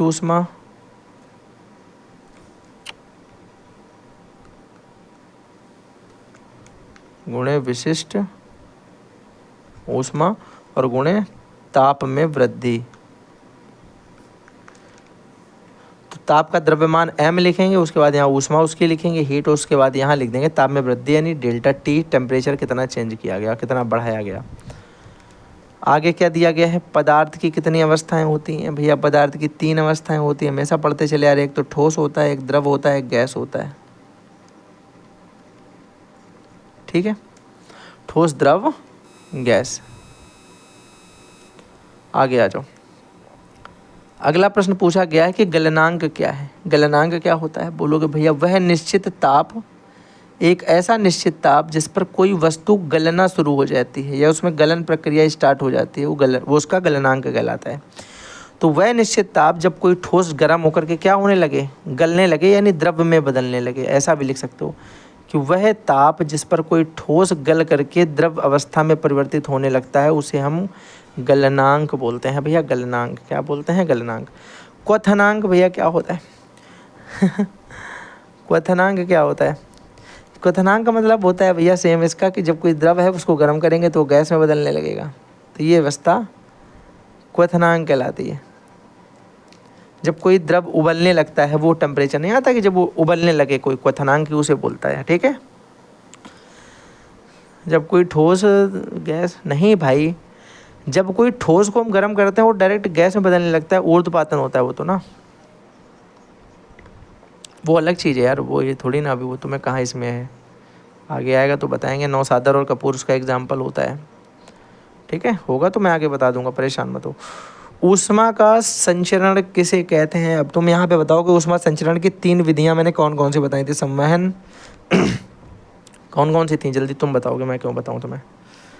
ठीक है, अब ऊष्मा संचरण से अगर पूछा जाए आपसे कि ऊष्मा संचरण जो है किसे कहा जाता है, तो वो बताओ ऊष्मा संचरण किसे कहा जाता है। आप बोलोगे ऊष्मा को एक स्थान से दूसरे स्थान तक स्थानांतरण हम करते हैं जब, तो इसकी जो क्रिया होती है उसे बोलेंगे ऊष्मा संचरण। ऊष्मा के एक स्थान से दूसरे स्थान तक स्थानांतरण की क्रिया, संचरण करना। ठीक है, 3 विधियों से होता है, विकिरण होता था, और कौन होता था, संवहन होता था, और कौन होता, जल्दी जल्दी बता डालो। आगे आ जाओ भैया।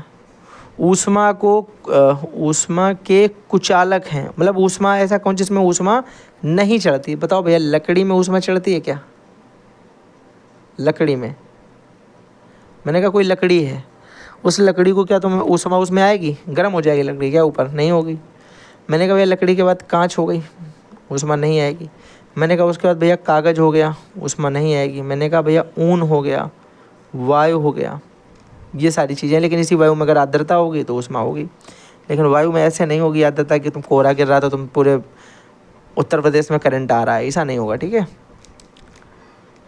आगे देखो भाई, ऊष्मा के सुचालक आपको लिखने हैं, लोहा, चांदी, पीतल, जितने भी तरीके के अभ्रक होते हैं, जितने भी तरीके के हमारे मेटल होते हैं वो सब आते हैं। जैसे भैया लोहा हो गया, चांदी हो गया, सोना हो गया, एल्यूमिनियम हो गया, तांबा हो गया, कांसा हो गया, इन सब में करंट आएगा ना, सब में हीट चढ़ेगी, तो ये ऊष्मा के सुचालक हैं। और भैया लकड़ी, कांच, कागज़, ऊन, वायु। ठीक है, प्लास्टिक इसमें ले लो, प्लास्टिक भी होता है, प्लास्टिक में भी ऊष्मा नहीं आती, तो फिर ये हो जाएंगे सारे ऊष्मा के कुचालक। बात समझ में आई। दीप्त वस्तुएं क्या होती हैं, ऐसी वस्तुएं जिनमें उनका खुद का प्रकाश होता है या प्रकाश उत्पन्न करती हैं, वो क्या होती हैं, प्रकाश उत्पन्न करती हैं, उन्हें हम बोलते हैं दीप्त वस्तुएं, जिनमें उनका प्रकाश हो और प्रकाश को उत्पन्न करें। अदीप्त वस्तुएं किन्हें कहते हैं, अदीप्त वस्तुएं उन्हें कहते हैं जो प्रकाश उत्पन्न नहीं करती हैं, जो प्रकाश उत्पन्न नहीं करती हैं उन्हें अदीप्त वस्तुएं कहते हैं। प्रकाश का उत्सर्जन इनमें नहीं होता है, प्रकाश का, आप ऐसे लिखोगे कि इसमें भैया प्रकाश का उत्सर्जन नहीं होता। जैसे कुर्सी है, टेबल है, हम तुम कौन सा प्रकाश छोड़ रहे हो, जुगनू छोड़ता है ना भाई।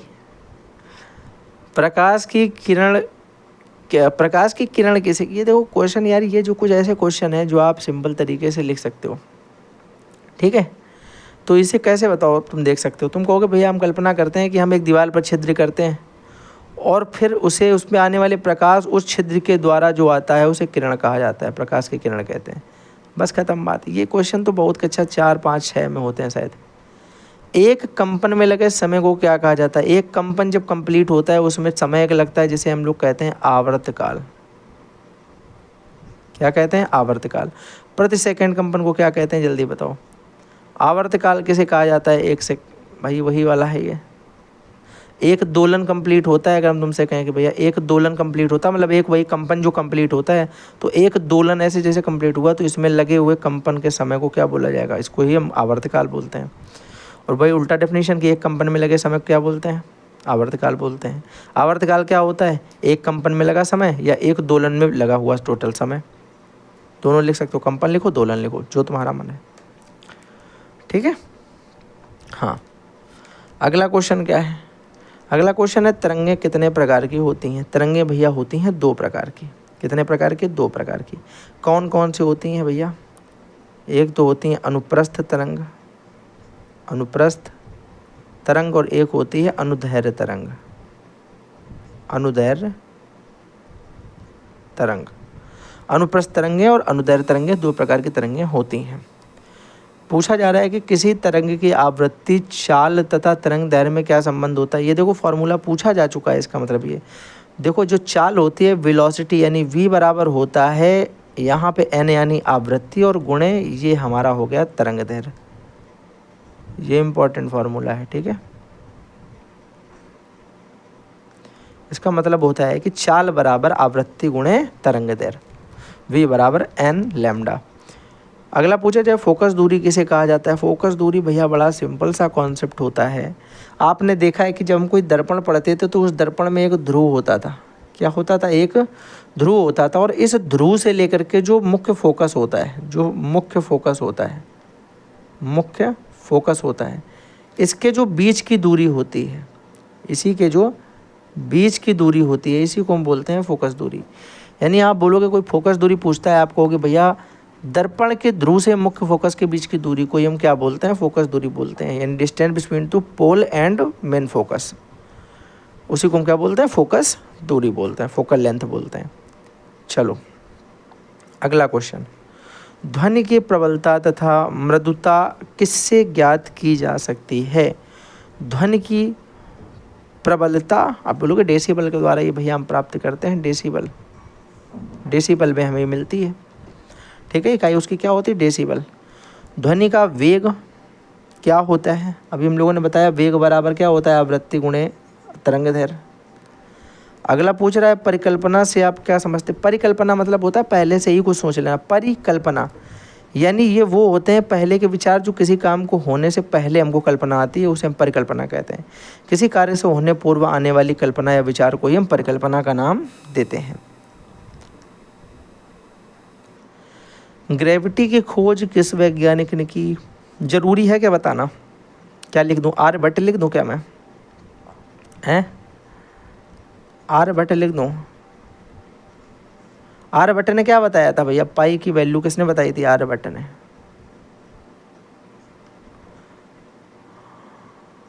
चलो भाई, पौधे के संवेदनशीलता को सबसे पहले किसने? पौधों में है जीवन, ये किसने कहा है?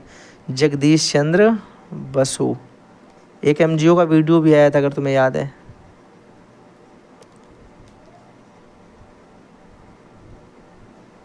एमजीओ का एक वीडियो भी आया था जिसमें वो कहते हैं कि पौधों में है जीवन, ये कह गए जगदीश चंद्र बसु।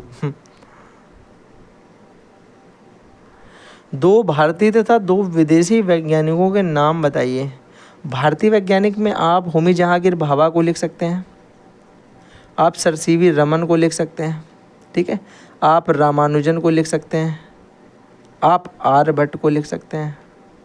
आर्यभट्ट, कोई भी इसमें से आप लिख सकते हो, सब वैज्ञानिक ही हैं। ठीक है भाई। और अगर आप विदेशी की बात करते हो, ठीक है, अगर आप विदेशी की बात करते हो, आप विदेशी में किसको लिख सकते हो बताओ ज़रा? एक आप बोल सकते हो लुई पाश्चर को लिख सकते हैं, लुई पाश्चर। एक आप मैडम क्यूरी को लिख सकते हैं, मैडम क्यूरी, ठीक है। एक आप आइजैक न्यूटन को लिख सकते हैं, आइजैक न्यूटन। एक आप लिख सकते हो थॉमस अल्वा एडिसन को, थॉमस एडिसन, ठीक है। और बताओ भाई, यार बहुत सारे हैं, तो मतलब तुम इसमें जिसे लिखना चाहो, ठीक है। और जल्दी बताओ कुछ और नाम बताओ, एक दो याद है कुछ?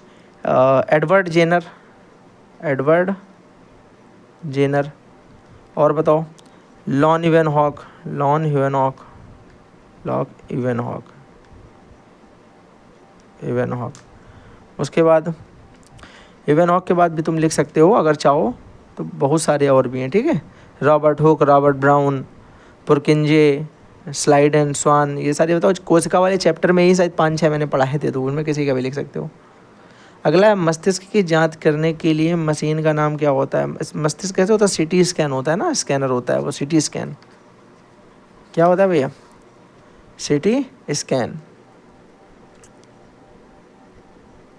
स्कैनर उसको बोलते हैं, स्कैनर बोल सकते हो, ठीक है। आगे चलो बताओ, सूक्ष्म जीव किसे कहते हैं? सूक्ष्म जीव जिन्हें हम नग्न आंखों से ना देख पाएं या जिन्हें देखने के लिए सूक्ष्मदर्शी की आवश्यकता होती है, उन्हें सूक्ष्म जीव कहते हैं। जिन्हें देखने के लिए सूक्ष्मदर्शी की आवश्यकता हो, सूक्ष्म जीव कहलाएंगे। सूक्ष्म जीवों के प्रकार बताइए, सूक्ष्म जीव कितने प्रकार के होते हैं? हमने कहा भैया सूक्ष्म जीव भैया कौन कौन से होते हैं? एक तो प्रोटोजोआ होता है, ठीक है, प्रोटोजोआ है, शैवाल होता है, कवक होता है, फंगई होता है, ये सारे क्या हैं? सूक्ष्म जीव ही तो हैं। आगे बताओ जरा, सूक्ष्म जीवों को नापने की इकाई क्या होती है? सूक्ष्म जीवों को हम लोग माइक्रोन में नापते हैं। किसमें? माइक्रोन, क्योंकि 1 माइक्रोन बराबर कितना होता है? 1/1000 mm।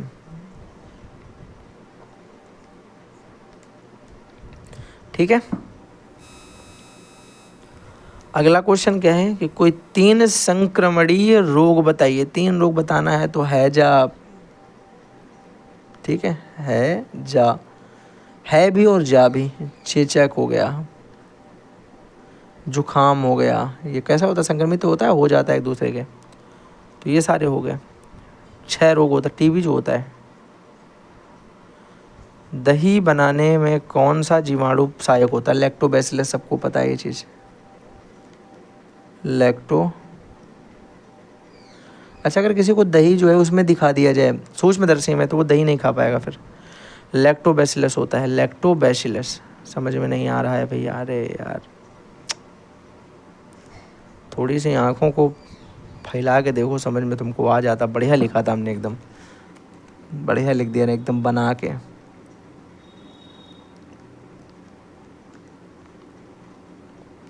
लैक्टोबैसिलस, अब आ रहा है समझ में? चलो, अगला क्वेश्चन दिया गया है कि किसी 2 प्रतिजैविक औषधियों के नाम आपको बताने हैं।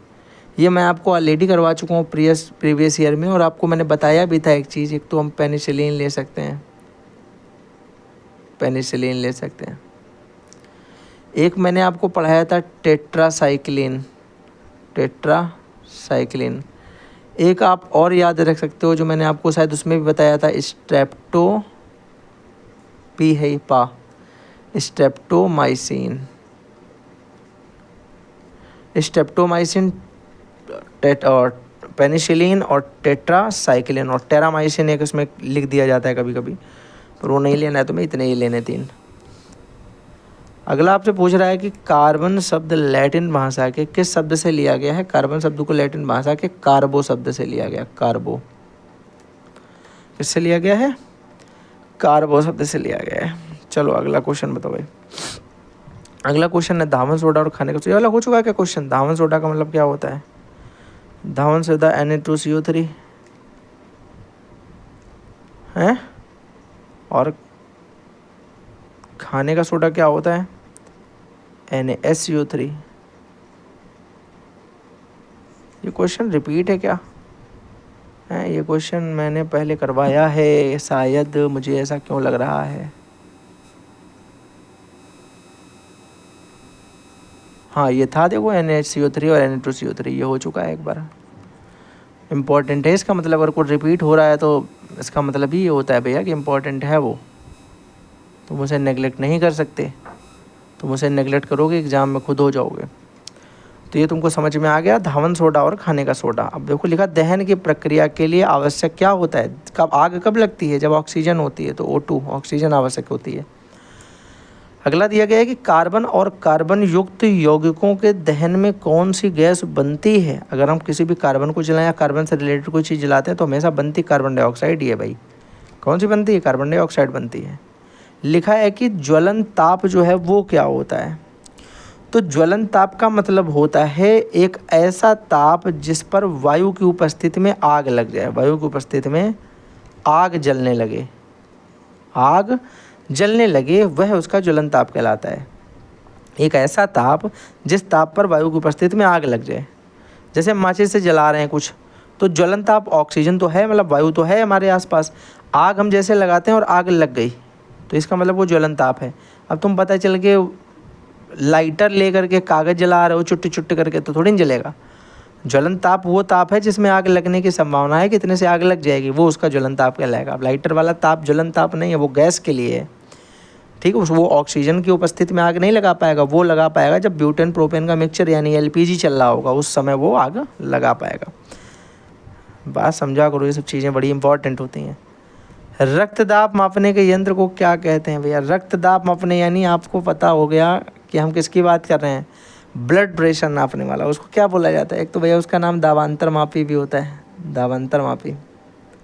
और ज़रा मुझे बताओ क्या उसे स्फिग्नोमीटर भी कहा जाता है? मैं कंफ्यूज हूँ इस बात पे, तुम्हें बताना है क्लियर करके कि क्या उसे स्फिग्नोमीटर भी कहा जाता है या नहीं। रक्तदाब भैया क्या होता है? रक्त द्वारा धमनियों पर जो दाब लगता है उसे रक्तदाब कहते हैं, पढ़ा चुका हूँ अभी। जीवाश्म का अध्ययन किसमें किया जाता है? जीवाश्म का अध्ययन किसमें किया जाता है? जीवाश्म और अध्ययन करेंगे तो विज्ञान होगा उसका, तो ये हो जाएगा जीवाश्म विज्ञान।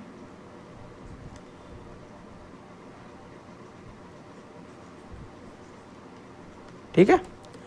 आगे भैया हो गया कि ऊष्मा की मात्रा किस पर निर्भर करती है। ऊष्मा की मात्रा जो होती है वो किस बात पर निर्भर करती है? थोड़ी देर पहले मैंने तुमको ये बताया था कि ऊष्मा की मात्रा हम लोग कैसे निकालते हैं, जल्दी से बताओ, याद आया? अरे यार भूल गए तुम। वस्तु का द्रव्यमान था, फिर वस्तु की विशिष्ट ऊष्मा थी, विशिष्ट ऊष्मा थी, और फिर गुणे जो टाइम टेम्परेचर हमने बढ़ाया था उस पर, यही कुछ तो था ही सही सा। कैसे तुम इतनी जल्दी भूल जा रहे हो भाई? ऊष्मा की मात्रा वस्तु के द्रव्यमान और उसके टेम्परेचर के अंतर पे काम करती है, उसके द्रव्यमान और उसके टेम्परेचर के अंतर पे। विशिष्ट ऊष्मा वही है, टेम्परेचर अंतर, जो 1 डिग्री सेंटीग्रेड बढ़ाया जाता है ना, उसको तो विशिष्ट ऊष्मा बोलते हैं, यही टेम्परेचर अंतर होता है। तो याद रख सकते हो m/ΔT, यानी ऐसे याद करने के लिए द्रव्यमान और उसके ताप के अंतर पर करती है क्या? वस्तु की ऊष्मा डिपेंड। याद रहेगा? जल्दी बताओ, क्लियर लिख दूं ताकि बातें एकदम जो है याद रहें। तो वस्तु की ऊष्मा किस पे करती है भैया? एक तो द्रव्यमान और दूसरा ताप का अंतर, तापांतर जिसे बोलते हैं, तापांतर, इन पे डिपेंड करती है।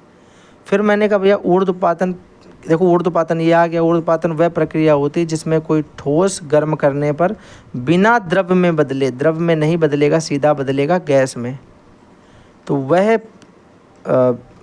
बोलोगे पदार्थ की वह अवस्था जिसमें किसी ठोस को गर्म करने पर वह सीधा गैस में परिवर्तित हो जाता है, उसे हम लोग क्या बोलते हैं? ऊर्ध्वपातन बोलते हैं, ऊर्ध्वपातन बोलते हैं। मैंने आपको 2 एग्जाम्पल बताए थे, एक तो कपूर होता है और दूसरा नौसादर होता है। इनको गर्म करोगे तो कभी लिक्विड नहीं बनते हैं, डायरेक्ट क्या होते हैं? उड़ जाते हैं, डायरेक्ट उड़ जाते हैं। ऊष्मीय प्रसार किसे कहते हैं? ऊष्मीय प्रसार तुम्हें भी ये समझ में आएगा। प्रसार का मतलब क्या होता है? फैलना। प्रसार का मतलब फैलना होता है। तो आप सिंपल सा बोलोगे कि पदार्थ की ऊष्मा फैलने की प्रक्रिया जो होती है, पदार्थ में ऊष्मा जो फैलने की प्रक्रिया होती है, फैलने की प्रक्रिया होती है, उसके प्रसार की प्रक्रिया होती है, उसी को ऊष्मा प्रसार कहते हैं। ये सिंपल सी बस्ता थी। जैसे आप ठोस में लिखोगे तो ठोस में ऊष्मा सिकुड़ती है, लेकिन वही जब गर्म करते हैं तो गर्म करने पर वो द्रव में बदलेगी, तब भी वो बढ़ेगी, और ऊष्मा प्रसार सबसे ज़्यादा होगा जब वो अवस्था किस में बदलेगी? गैस में बदलेगी, तब ऊष्मा प्रसार सबसे अधिक होने लगता है। ठीक है। अगला क्वेश्चन है कि सूर्य ग्रहण किस दिन होता है?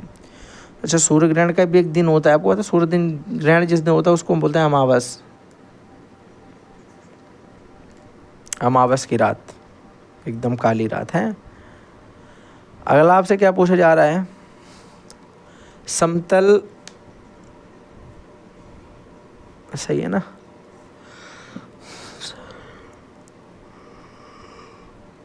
हरिओम, सॉरी, देखो यहाँ पे लिखा है कि समतल दर्पण पर आपतित किरण अभिलंब 45 डिग्री का कोण बनाती है, परावर्तित किरण अभिलंब के साथ कितने डिग्री का कोण बनाएगी। एक तो वो परावर्तन की प्रक्रिया हो रही तभी किरण परावर्तित हो रही है, तभी किरण परावर्तित हो रही है। परावर्तन की प्रक्रिया होती है कि जब किसी समतल या चमकदार सतह पर कोई आपतित किरण आकर के उसी दिशा में वापस लौट जाए, इस प्रक्रिया को परावर्तन कहते हैं। और इसके बीच में एक होता है अभिलंब, 90 डिग्री कोण बनाता है। आपतित किरण और अभिलंब के बीच के कोण को आपतन कोण आई, परावर्तित किरण और अभिलंब के बीच के कोण को परावर्तन कोण आर कहते हैं। कोण आई कोण आर आपस में बराबर होते हैं, तो अगर भैया ये 45 डिग्री है तो ये वाला कोण भी 45 डिग्री होगा, ये वाला कोण भी 45 डिग्री होगा। इसका भी आंसर जो होगा 45 डिग्री ही आएगा। अगला आपसे पूछा गया है कि प्रकाश की एक किरण समतल दर्पण पर अभिलंबवत पड़ती है, आपतन तथा परावर्तन के मान क्या होंगे। आप बोलोगे भैया इस कंडीशन में जब अभिलंबवत किरण पड़ेगी, सीधी सीधी पड़ेगी, तो आपतन तथा परावर्तन कोण जो है वो सदैव कैसे होते हैं, जल्दी से बताओ भाई। अगर मैं तुमसे ये कहूँ, अब इसको एक बार बना के देख लेता हूँ, उन्होंने कहा ऐसा है, ठीक है, और ये अभिलंब होता है, लेकिन इस पर किरण भी ऐसे सीधे पड़ी और सीधे ही लौट गई, सीधे पड़ी सीधे लौट गई, तो अभिलंब और उसके बीच में तो कोई कोण ही नहीं बना, तो ये तो बना 0 डिग्री का कोण। तो इसका मतलब होगा, तो इस कंडीशन में परावर्तन कोण का मान, आपतन कोण का मान 0 डिग्री सेल्सियस होगा, 0 डिग्री होगा, सेल्सियस नहीं 0 डिग्री होगा, टेम्परेचर थोड़ी नाप रहे, एंगल है, 0 डिग्री होगा। ठीक है भाई, अगला क्वेश्चन करो। परावर्तन के नियम क्या होता है। परावर्तन के हमने 2 नियम भैया पढ़े होते हैं। एक तो होता है कि किसी समतल सतह पर जब कुछ भी पड़ता है तो हम बोलते हैं कि समतल सतह पर ही हमारी आपतित किरण, अभिलंब और परावर्तित किरण ये तीनों एक ही तल में होते हैं। पहला नियम तो ये होता है। दूसरा नियम होता है कि आपतन कोण का मान सदैव परावर्तन कोण के मान के बराबर होता है। ये 2 नियम होते हैं, ये पहला ये दूसरा। पहला होता है आपतित किरण, अभिलंब तथा परावर्तित किरण तीनों एक ही तल पे होते हैं। दूसरा होता है कि आपतन कोण का मान परावर्तन कोण के मान के बराबर होता है। बात को याद रखिएगा। अगला क्वेश्चन है 0 डिग्री सेल्सियस पर वायु में ध्वनि 0 डिग्री सेल्सियस पर वायु में ध्वनि की कितनी होती है, ध्वनि की कितनी होती है, गति क्या पूछ रहा है, चाल ही पूछेगा, हाँ चाल पूछेगा।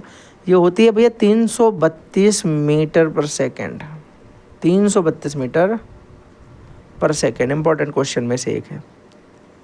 अगला है 1 डिग्री सेल्सियस ताप वृद्धि में ध्वनि की चाल में कितनी वृद्धि होती है। ये वृद्धि होती है 0.6 मीटर पर सेकेंड की, 0.6 मीटर पर सेकेंड की वृद्धि होती है। अगला क्वेश्चन आपसे पूछा गया है कि 20,000 हर्ट्ज से अधिक की आवृत्ति की ध्वनि कौन सुन सकता है। भैया याद रखिए, जो कुत्ता होता है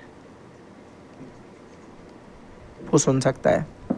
अगला क्वेश्चन आपसे पूछा गया है कि किसी खाली बड़े कमरे में, हॉल में आवाज़ का जो है गूंज हमें सुनाई पड़ती है, उसका कारण क्या होता है। आप बोलोगे भैया क्योंकि उसमें जो ध्वनि का परावर्तन होता है, ध्वनि का परावर्तन होता है वो बार बार होता है। लेकिन अगर एक बार मैं आपसे कहूँ कि किसी टावर या किसी ऊंचे स्थान पर खड़े होकर चिल्लाने पर हमें अपनी आवाज़ एक बार वापस सुनाई देती है, तो वो क्या होगा, वो गूंज नहीं होगी, वो होती है प्रतिध्वनि। तो प्रतिध्वनि अलग चीज़ है और भैया ये गूंज अलग चीज़ है। ये 2 अलग अलग चीज़ें हैं, इनको बड़े अच्छे से दिमाग में बैठा लीजिएगा, ठीक है, गलती नहीं होनी चाहिए। फिर अगला भैया हो रहा है यांत्रिक ऊर्जा किसे कहा जाता है। जो यांत्रिक रूप से की जाने वाली ऊर्जाएँ होती हैं उसे हम यांत्रिक ऊर्जा कहते हैं, जो केवल यांत्रिक कारणों से होती हैं। ठीक है, जो ऊर्जाएं केवल यांत्रिक कारणों से होती हैं। ये 2 प्रकार की हम पढ़ते हैं, एक तो हम पढ़ते हैं गतिज ऊर्जा, एक हम पढ़ते हैं स्थितिज ऊर्जा। ठीक है, आगे बढ़ें। हाँ, यांत्रिक ऊर्जा बराबर गतिज ऊर्जा प्लस स्थितिज ऊर्जा होती है। गतिज ऊर्जा प्लस स्थितिज ऊर्जा, यांत्रिक ऊर्जा बराबर। चलो, हाँ जैसे साइकिल चलाते हैं।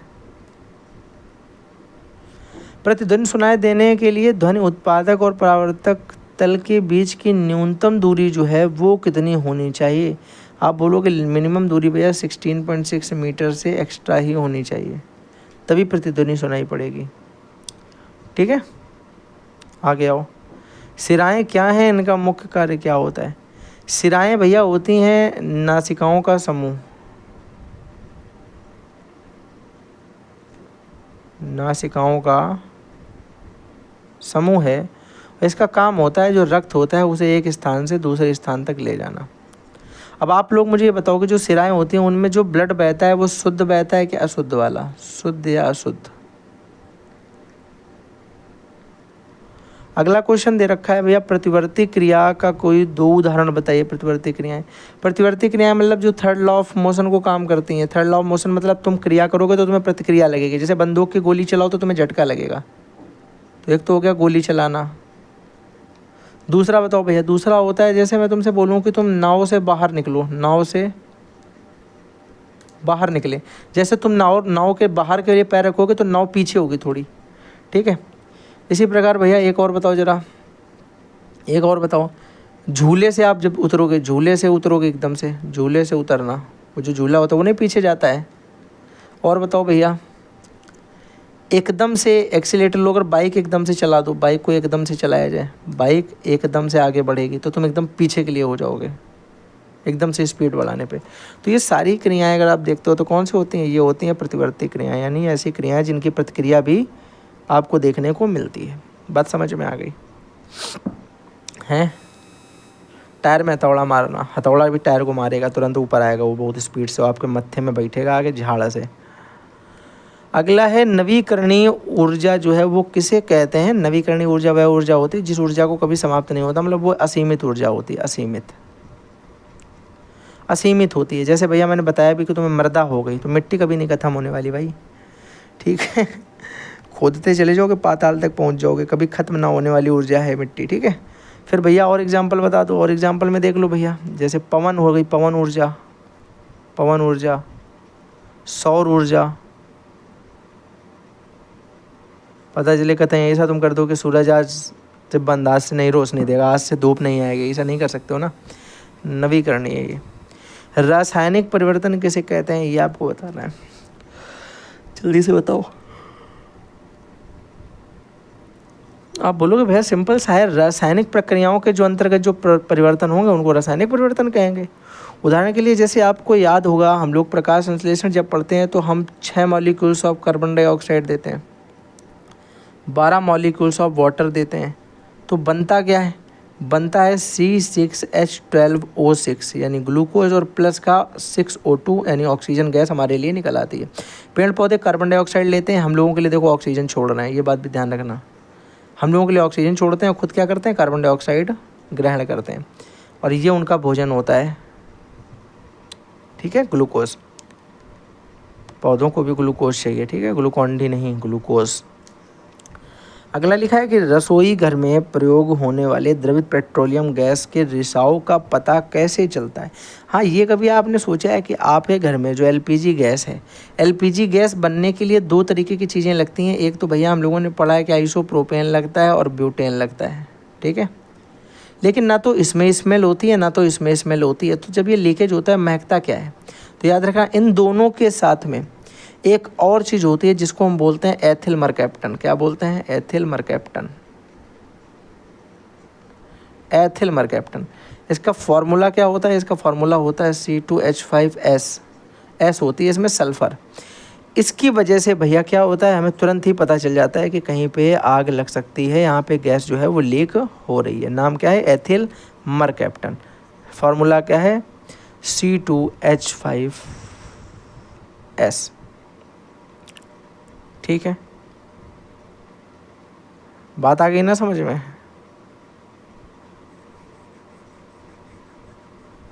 तो ये प्रोपेन और ब्यूटेन में बनी होती है, जिनमें दोनों में स्मेल नहीं होती। तो इसमें क्या मिला होता है? इसमें मिला होता है एथिल मरकैप्टन,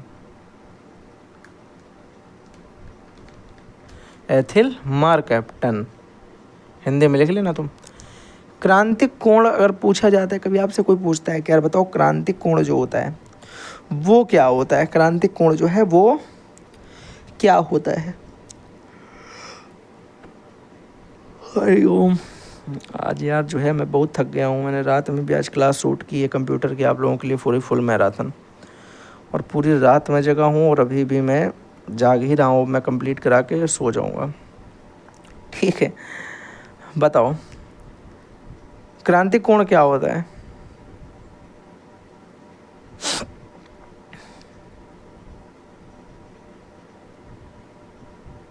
हाँ ले लो लो, ये रख दो यहीं पे।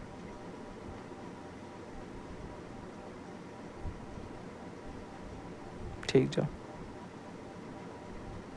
देखो, अगर आपसे क्रांतिक कोण पूछा तो क्रांतिक कोण, पहली बात तो क्रांतिक कोण बनता किस में, ये याद रखो। तो पहली बात तो आपको याद रखना कि ये तब बनता है जब अपवर्तन की प्रक्रिया होती है।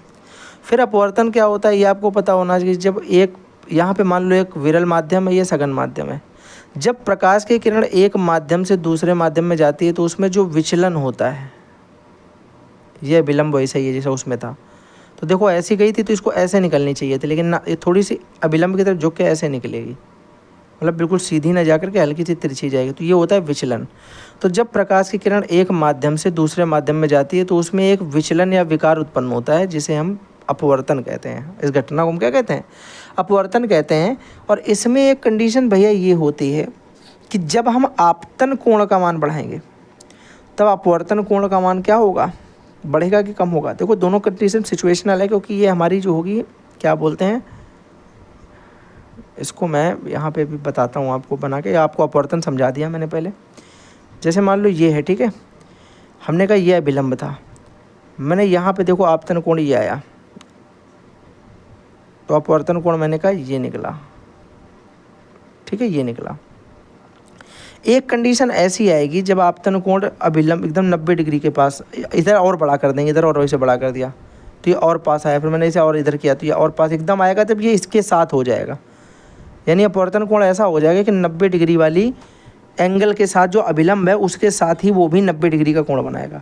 तो जब अपवर्तन कोण का मान 90 डिग्री हो जाएगा, जब अपवर्तन कोण का मान 90 डिग्री का हो जाएगा, इस घटना को ही हम बोलेंगे क्रांतिक कोण। इसी घटना को हम क्या बोलते हैं? क्रांतिक कोण। तो आप बोलोगे भैया प्रकाश का अपवर्तन होता है, इस प्रकाश जब एक माध्यम से दूसरे माध्यम में प्रवेश करता है तो उसमें विचलन उत्पन्न होता है जिसे हम प्रकाश का अपवर्तन कहते हैं। तो अपवर्तन की डेफिनेशन थी, अगर पूछी जाएगी तो आप बता दोगे। फिर लिखोगे प्रकाश के जो आपतित किरण होती है उसका मान बढ़ाने पर परावर्तित किरण का विचलन जब 90 डिग्री के साथ या अभिलंब के परिता हो जाता है तब वहाँ पे हम बोलते हैं कि वो क्रांतिक कोण है। कौन सा कोण है? क्रांतिक कोण। यानी जब अपवर्तित किरण होती है नीचे वाली, ये किरण अभिलंब के ऊपर ही आ जाती है, मतलब ये भी 90 डिग्री का कोण बनाने लगेगी। क्या बनाने लगेगी? 90 डिग्री का कोण बनाने लगेगी। अब तुम्हें अगर ये बात समझ में आ गई तो तुम्हें अगर एक सिंगल साफ चित्र बनाया जाए तो तुम्हें समझ में ये आ जाएगा कि भैया ये मान लो एक वो पृष्ठ है, ये उसका अभिलंब था और आपतित किरण हमने यहाँ से ऐसी की तो ये अपवर्तित किरण जो इधर ऐसे निकलती थी, ये निकलती है, ये इसी के ऊपर आ गई, तो ये भी 90 डिग्री का ही कोण बना रही, 90 डिग्री का। तो इस घटना को ही हम लोग बोलते हैं क्रांतिक कोण। जब अपवर्तित किरण का मान 90 डिग्री हो जाता है तो अपवर्तन की इस घटना को हम लोग क्या बोलते हैं? क्रांतिक कोण बोला जाता है। अगला क्वेश्चन भैया देख लेते हैं क्या दे रखा है। अगला क्वेश्चन है संतृप्त एवं असंतृप्त हाइड्रोकार्बन में मुख्य अंतर स्पष्ट कीजिए। एक तो संतृप्त हाइड्रोकार्बन और असंतृप्त हाइड्रोकार्बन में आपको अंतर स्पष्ट करना, तो आप इसमें कई सारे अंतर बता सकते हो। पहला तो इसमें बता सकते हो भैया यही अंतर जो इंपॉर्टेंट है, और आपको यही बताना है कि असंतृप्त हाइड्रोकार्बन, संतृप्त हाइड्रोकार्बन जो होता है उसमें एकल बंध होता है, यानी सिंगल बॉन्ड, एकल बंध होता है, और इससे एल्केन बनते हैं। क्या बनते हैं? एल्केन। और वहीं असंतृप्त हाइड्रोकार्बन जो होता है इसमें द्वि या त्रिबंध बनता है, द्वि भी इसी में बनता है और त्रिबंध भी इसी में बनता है। दो और ट्रिपल बॉन्ड किसमें बनता है? इसी में। इसमें दो तरीके की चीज़ बनते हैं, एक तो बनता है एल्कीन और एक बनता है एल्काइन। एल्काइन चाहो तो मैं इनके फार्मूले बता दूं। इसका फार्मूला जो है एकल बंध के लिए बनता है CnH2n+2, द्विबंध के लिए बनता है CnH2n, और त्रिबंध के लिए बनता है CnH2n-2। जो एसिटिलीन बनता है वो इससे बनता है CnH2n-2 से। द्विबंध के लिए एल्कीन जो बनता है CnH2n से, और हमारा CnH2n+2 से जो बनता है वो वाला कौन सा बनता है? बोलोगे एल्केन बनता है। N का मतलब भैया क्या है? CnH2n, ठीक।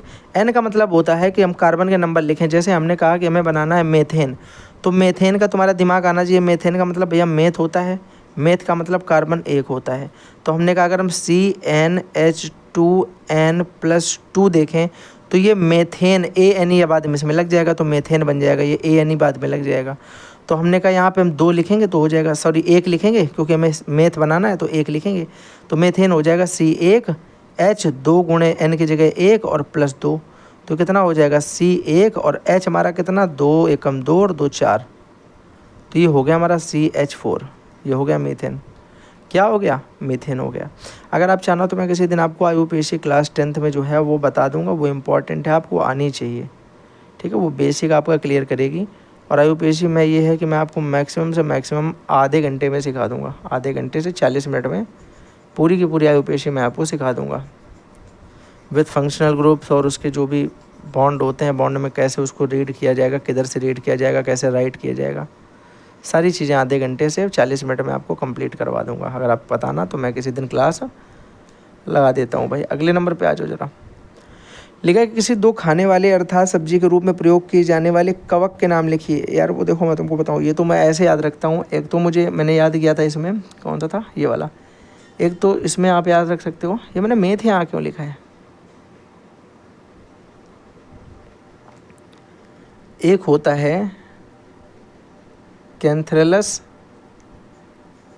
और एक याद रखिएगा, एक जो उसको बोलते थे मशरूम आता है, सबको देखा होगा मशरूम, तो वो थोड़ा अजीब सा लगता है देखने में से, छाता जैसा। एक और होता है गांव में बोला जाता है, वो कुकुरमुत्ता, सुना है सब लोगों ने। कुकुरमुत्ता जो होता है वो मशरूम की तरह ही देखने में लगता है। तो स्टार्टिंग में तो मैं उसे खाता ही नहीं था, क्योंकि मुझे लगा यार ये वही तो नहीं है, मतलब उसी तरीके के सुखा के बनाया जाता है। बाद में मुझे पता चला कि वो अलग चीज़ होती है, ठीक है। चलो भाई अगला देखते हैं।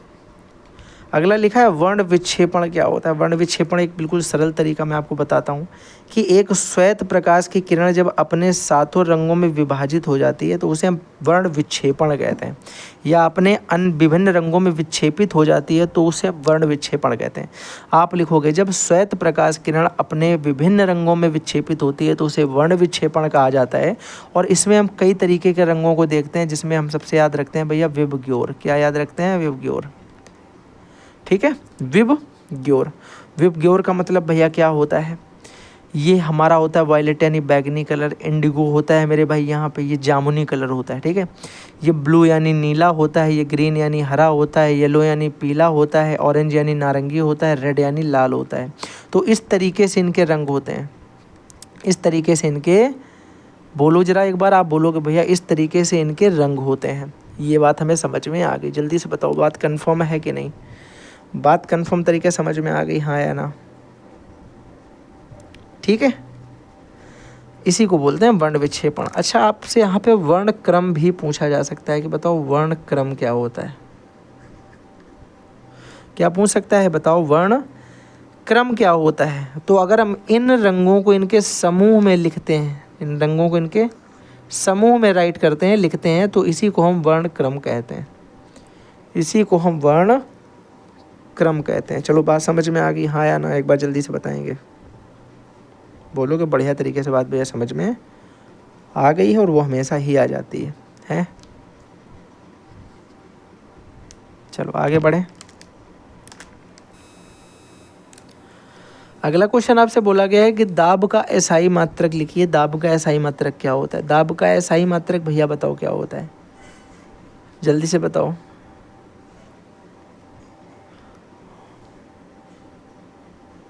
न्यूटन पर मीटर, इसका सबको पता है ना ये। और एक और मात्रक होता है, उसको क्या बोलते हैं इसमें, जल्दी से बोलो। एक और होता है जो मैंने बताया था, वो क्या होता था? पास्कल। बता चुका हूँ ना, ये वाला क्वेश्चन रिपीट हो गया है, रिपीट नहीं हो गया, ये क्वेश्चन 2-3 बार अलग अलग तरीके से पूछा गया है। और दाब का फॉर्मूला क्या बताया था? P = F/A। एकांक क्षेत्रफल में लगने वाले बल को ही दाब कहा जाता है, ये न्यूटन पर मीटर स्क्वायर। और एक मात्रक क्या बताया? P से याद रखो पास्कल, तो याद रख सकते हो, ठीक है। कोल गैस, मैं आपको अगर याद होगा जब मैंने अभी आपको बताया था कि कोयले के 3 तरीके में कोक होता था, ठीक है, तार कोल होता था और एक कोल गैस थी। मैंने तीनों आपको बताए थे। तीनों गैसों में आपको मैंने ये चीज़ भी बताई थी कि जो प्रदीपक के रूप में प्रयुक्त किए जाने वाले ईंधन होते हैं, जैसे कि हम उसमें से एथिलीन या एसिटिलीन की बात करते हैं। किसकी? अगर आप बोलोगे भैया हम एथिलीन और एसिटिलीन की बात करते हैं, एसिटिलीन की बात करते हैं, यार लिखा कुछ और, तुम हिंदी लिखो इसको, ठीक है, मेरी जो है अंग्रेजी कुछ ज़्यादा ही खतरनाक है, जलती नहीं है वो फिर किसी से। अगर मैं बात करूं एथिलीन या एसिटिलीन, एथिलीन या एसिटिलीन जो होता है, इनको हम प्रदीपक के रूप में जलाने में प्रयोग करेंगे। तो इसमें से जिसके कारण प्रकाश उत्पन्न होगा, क्या हम बोलेंगे, इसमें जिसके कारण प्रकाश उत्पन्न होगा या असंतृप्त हाइड्रोकार्बन के जलने से ही प्रकाश क्या होता है, उत्पन्न होता है। और ये सारे हमारे कोल गैस ही कहलाते हैं, जैसे हाइड्रोजन है, कार्बन मोनोऑक्साइड है, मीथेन है, एथिलीन है, एसिटिलीन है, इन सब का मिश्रण जो होगा क्या कहलाएगा, जो जलाने के लिए प्रयोग होगा उसे हम कोल गैस के नाम से जानेंगे। बात समझ में आ गई।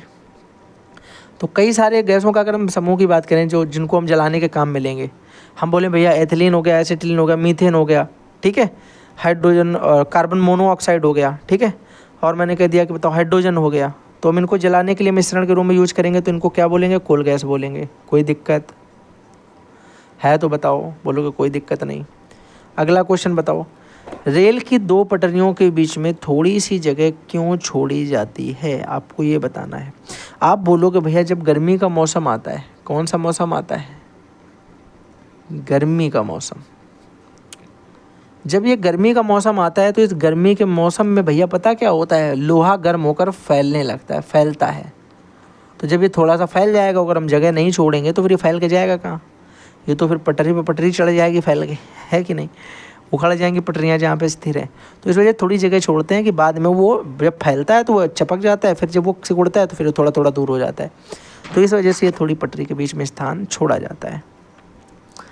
अगला क्वेश्चन बताओ भाई जल्दी, आयाम से आपका क्या अभिप्राय है, आयाम से आपका क्या अभिप्राय है। हो गया।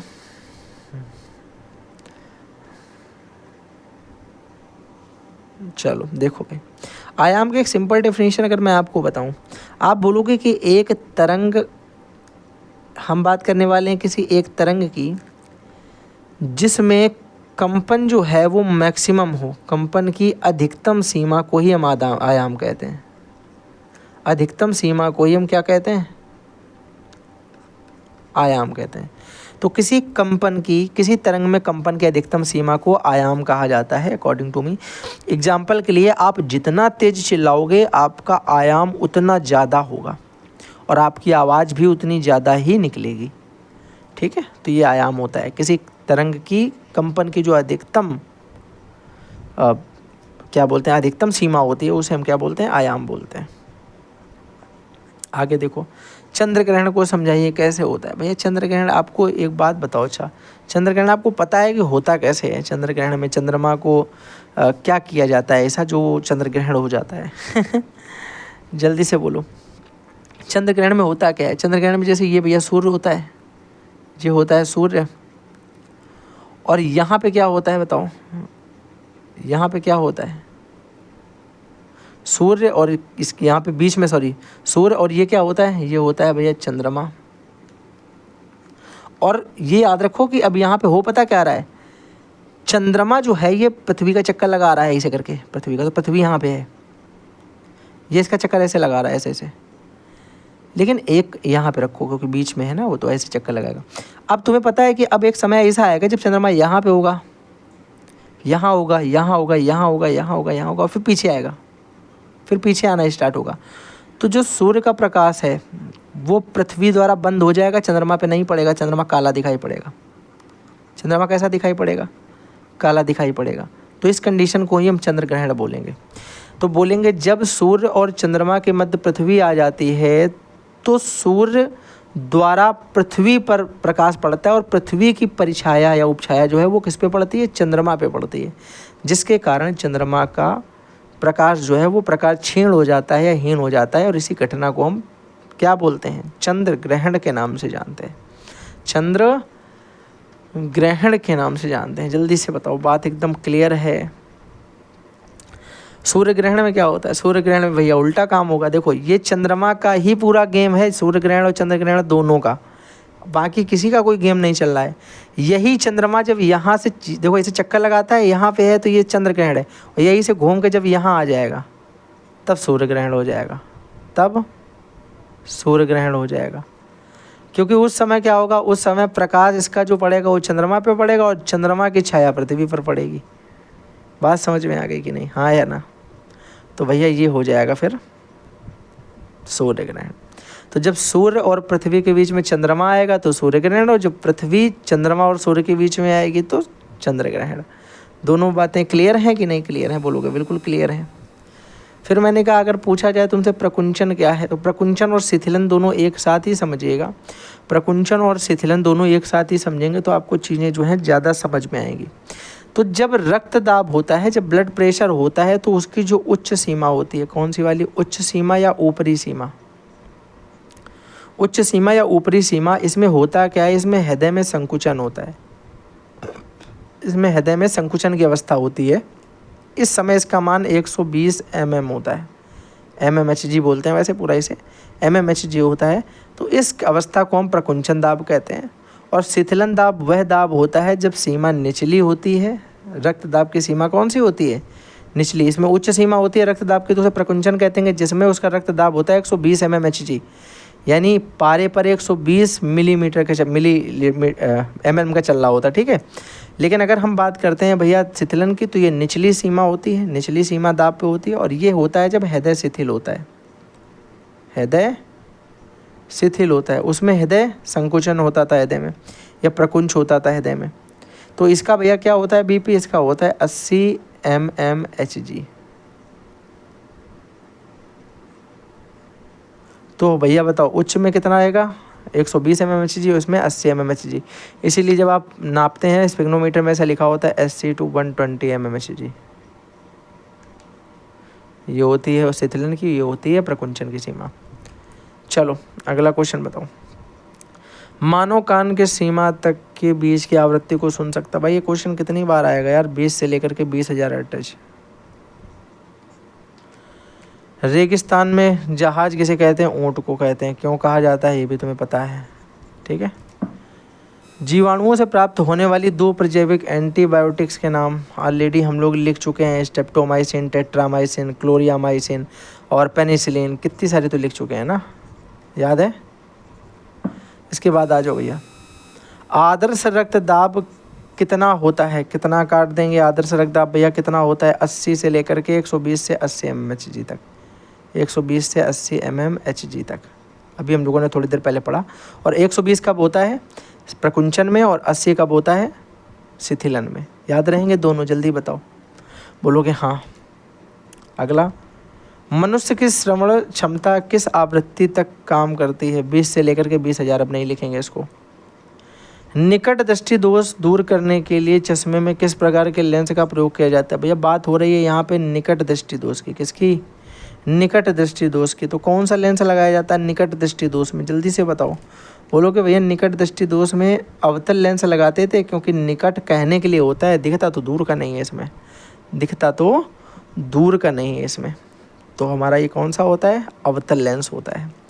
आगे बताओ जरा, दूर दृष्टि दोष दूर करने के लिए चश्मे में कौन सा लेंस लगाते हैं? भैया समझ गए, इसमें तो उत्तल लगाएंगे, उत्तल, क्योंकि अवतल तो हम निकट में लगा चुके हैं। अगला बताओ भैया, कौन सा जंतु मरुस्थलीय वातावरण के लिए अधिक उपयुक्त है और क्यों है? तो अधिक उपयुक्त तो कौन सा होता है भाई? कौन सा हटा के लिख देंगे? ऊँट जो है अधिक उपयुक्त होता है। और क्यों? क्योंकि इसके जो पैर होते हैं वो कैसे होते हैं? इसके पैर कैसे होते हैं भाई? जल्दी से बताओ एक बार।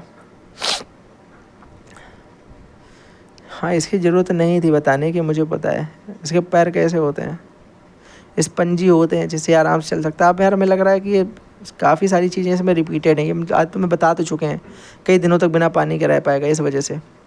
अगला क्वेश्चन है कि कार्बन के किसी एक क्रिस्टलीय अपर रूप का नाम बताएं। कार्बन का कोई एक क्रिस्टलीय अपर रूप बताओ भैया, कौन सा होता है? कोई एक क्रिस्टलीय अपर रूप कार्बन का बताओ जल्दी। कार्बन के क्रिस्टलीय अपर रूप में मैं तुम्हें ऑलरेडी बता चुका हूँ थोड़ी देर पहले। अगर तुम्हें याद होगा कि कठोरतम कौन सा होता है, क्रिस्टलीय कौन सा होता है? हीरा बताया था थोड़ी देर पहले। चतुष्फल की संरचनाएं होती हैं, इसमें 4 परमाणुओं से जुड़ा होता है। तो ये एक पारदर्शी क्रिस्टलीय रूप होता है हीरा, ठीक है, कार्बन का। अगला क्वेश्चन आपसे पूछ रहा है कि शरीर में इंसुलिन की कमी से होने वाला प्रभाव परिलक्षित कीजिए। इंसुलिन की कमी हो जाएगी तो तुमको क्या हो जाएगा, तुमको मधुमेह नामक रोग हो जाएगा, डायबिटीज, मधुमेह नामक रोग हो जाता है भैया। क्या हो जाता है, मधुमेह नामक रोग यानी डायबिटीज हो जाता है। अगला क्वेश्चन भैया देखो क्या दे रखा है, जल्दी से देखते हैं। अगला क्वेश्चन दे रखा है, पृथ्वी के चारों ओर कितनी ऊंचाई तक वायुमंडल पाया जाता है भैया? 10,000 किलोमीटर तक, 10,000 किलोमीटर तक पाया जाता है। जिसमें से आपको मैंने एक वो क्या बोलते हैं वो भी बना के बताया था, अगर आपको याद होगा,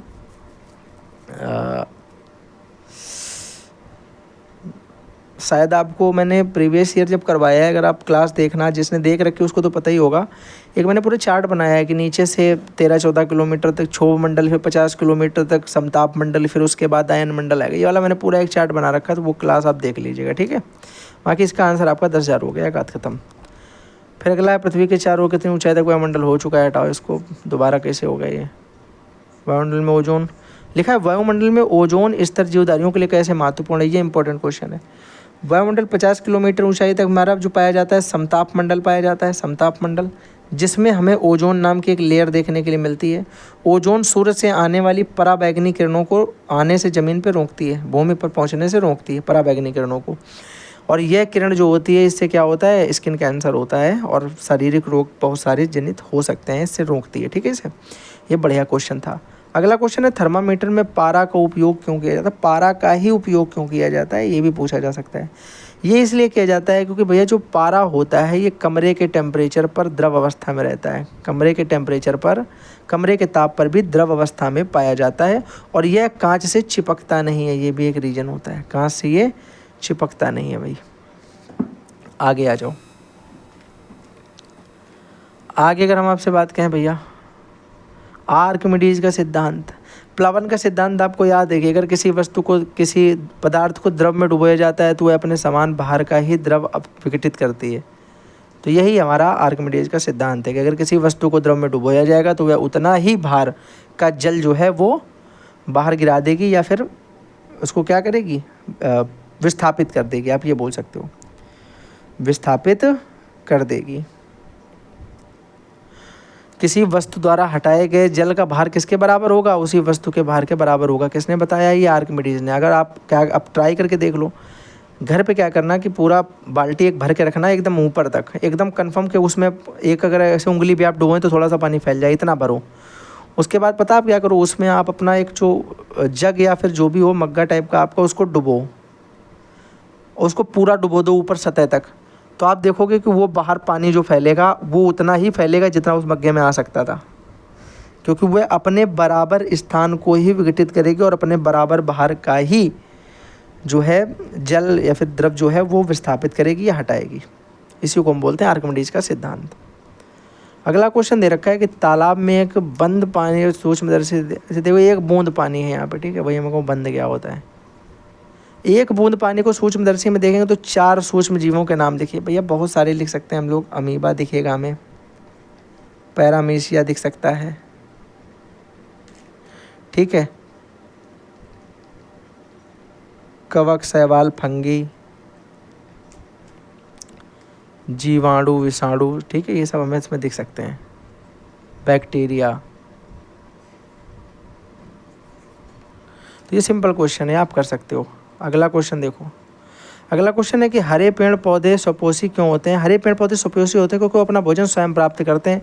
वह अपना भोजन बनाने के लिए प्रकाश संश्लेषण प्रक्रिया का प्रयोग करते हैं। ये सरल क्वेश्चन है, ठीक है। अगला क्वेश्चन है कैरायल। कैरायल नहीं होता है, कैरामेल होता है, कैरामेल। कैरामेल एक तरीके से भुनी हुई चीनी होती है, ब्राउन कलर की। क्या होती है? भुनी चीनी, भुनी चीनी होती है। इसको ब्राउन शुगर भी बोलते हैं, ब्राउन शुगर। भूरे कलर की चीनी होती है जिसका प्रयोग हम बेकरी में करते हैं, कैंडीज़ बनाने में करते हैं, जो कैंडी नहीं टॉफ़ियाँ बनती हैं उनमें इनका प्रयोग किया जाता है। अगला क्वेश्चन आपको दे रखा है कि रात में तारे क्यों टिमटिमाते हैं? अच्छा, रात में तारे क्यों टिमटिमाते हैं? इंपॉर्टेंट बात है। रात में तारे टिमटिमाते हैं इस वजह से क्योंकि जो प्रकाश की किरण आती है वो अपवर्तित होकर हमारी आंखों में पहुंचती है। कैसी? अपवर्तित। तो हम बोल सकते हैं इसका क्या बोल सकते हैं, बताओ ज़रा, टिमटिमाते क्यों हैं? तो एक आंसर अगर सही पूछा जाए तो एक हो जाएगा इसका, वायुमंडलीय अपवर्तन के कारण। वायुमंडलीय अपवर्तन के कारण। तारे कैसे होते हैं? टिमटिमाते हैं। बस ध्वनि ठीक से सुनाई दे इसलिए सिनेमा हॉल में अवशोषक के लिए छिद्र बनाए जाते हैं। ऐसा क्यों होता है भैया? ऐसा इसलिए होता है ताकि ध्वनि गूंजे ना व उसकी प्रतिध्वनि ना सुनाई पड़े, उसकी प्रतिध्वनि ना सुनाई पड़े। इसलिए सिनेमा घरों में जो अंदर की दीवार होती है, कभी देखना वो या तो ब्लैक कलर की पेंटेड होती है और खुरदरी होती है, कभी चिकनी नहीं करते हैं, क्योंकि चिकनी चीज़ से सतह में टकराती हैं चीज़ें, अवशोषित कर लेती है, उसमें छेद बने होते हैं, तो वो क्या करते हैं, नॉइस जो होता है उसका अवशोषण कर लेते हैं, तो एकदम क्लियर वॉइस आपको सुनाई पड़ती है। अगला देखो बड़ा, प्रतिध्वनि एवं गूंज में क्या अंतर है? आप ऑलरेडी भैया करवा चुका हूँ। किसी ऊंचे स्थान से चिल्लाने पर हमें एक बार अपनी आवाज़ का परावर्तन सुनाई पड़ता है, उसे प्रतिध्वनि कहते हैं। और किसी बंद कमरे या खाली हॉल में बोलने पर हमें अपनी आवाज़ की प्रतिध्वनि या परावर्तन बार बार सुनाई देता है, उसे हम गूंज कहते हैं। तो ये इंपॉर्टेंट क्वेश्चन है और इसी तरीके हमारे सारे क्वेश्चन जो है कंप्लीट हो गए। अब हम लोग एक काम करते हैं कि देखते हैं हम लोगों ने कितने क्वेश्चन जो है कर लिए। आप बोलोगे भैया देखो 1 2, ठीक है, 2 कलर नहीं सही है इसका, जुगनू उगनू कलर दो भाई थोड़ा, तो कुछ समझ में भी आए। 1 2 3 4 5, ठीक है, 5 ही हो गए। 5 के बाद देखो ज़रा, अरे यार ये नीचे नहीं आता है, फिर ये भी बड़ा रिस्क वाला काम है। ऐसे ही गिन लेते हैं, 1 2 3 4 5 6 7 8 9 10 11, ठीक है। उसके बाद देखो 12 क्वेश्चन, 13 14 15 16 17 18 19 20 21 22 23 24 25 26 27 28 29 30 31 32 33 34 35 36 37 38 39 40 41 42 43 44 45 46 47 48 49 50 51 52 53 54 55 56 57 58 59 60 61 62 63 64 65 66 67 68 69 70 71 72 73 74 75 76 77 79 80 81 82 83 84 85 86 87 88 89 90 91 92 93 94 95 96 97 98 99 100 1 2 3 4 5 6 7 8 9 10 11 12 13 14 15 16 17 18 19 20 21 22 23 24 25 26 27 28 29 30 31 32 33 34 35 36 37 38 39 40 41 42 43 44 45 46 47 48 49 50 51 52 53 54 55 56 57 58 59 60 61 62 63 64 65। इसका मतलब है हम लोगों ने कुल मिलाकर के टोटल 165 क्वेश्चंस किए हैं। ओ माय गॉड भैया, एक बड़ा नंबर है, 165 क्वेश्चन यार, बड़ी बात थी भाई। हैं क्वेश्चन ये बनाओ यहाँ पे 165 प्रश्न भाई कर लिए हम लोगों ने।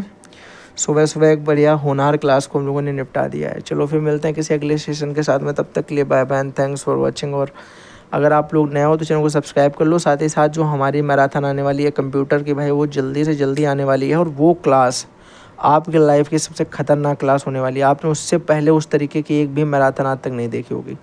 एक भी सिंगल क्वेश्चन अगर उससे बाहर निकल जाता है तो उसके लिए गारंटेड भैया मैं रहूँगा, ठीक है, मेरा चैनल रहेगा। आप आके यहाँ गरिया देना, आके मेरी कमेंट बॉक्स हमेशा खुला रहता है, ठीक है। एक भी क्वेश्चन उससे बाहर अगर आ जाता है, एक एक क्वेश्चन वहीं से आएगा, एक एक प्रश्न। अब इतना कॉन्फिडेंस है क्योंकि पूरी रात जाग के एनालिसिस करके क्वेश्चन के नोट्स बना करके देन मैंने उस क्लास को कंप्लीट किया है, तो इतना तो फिर रहता है भाई, ठीक है। चलो ठीक है, फिर मिलते हैं आपसे किसी अगले सेशन के साथ में। ये क्लास लगभग 1 घंटे 50 मिनट की हो गई है, तो तब तक के लिए bye bye and thanks for watching and take care.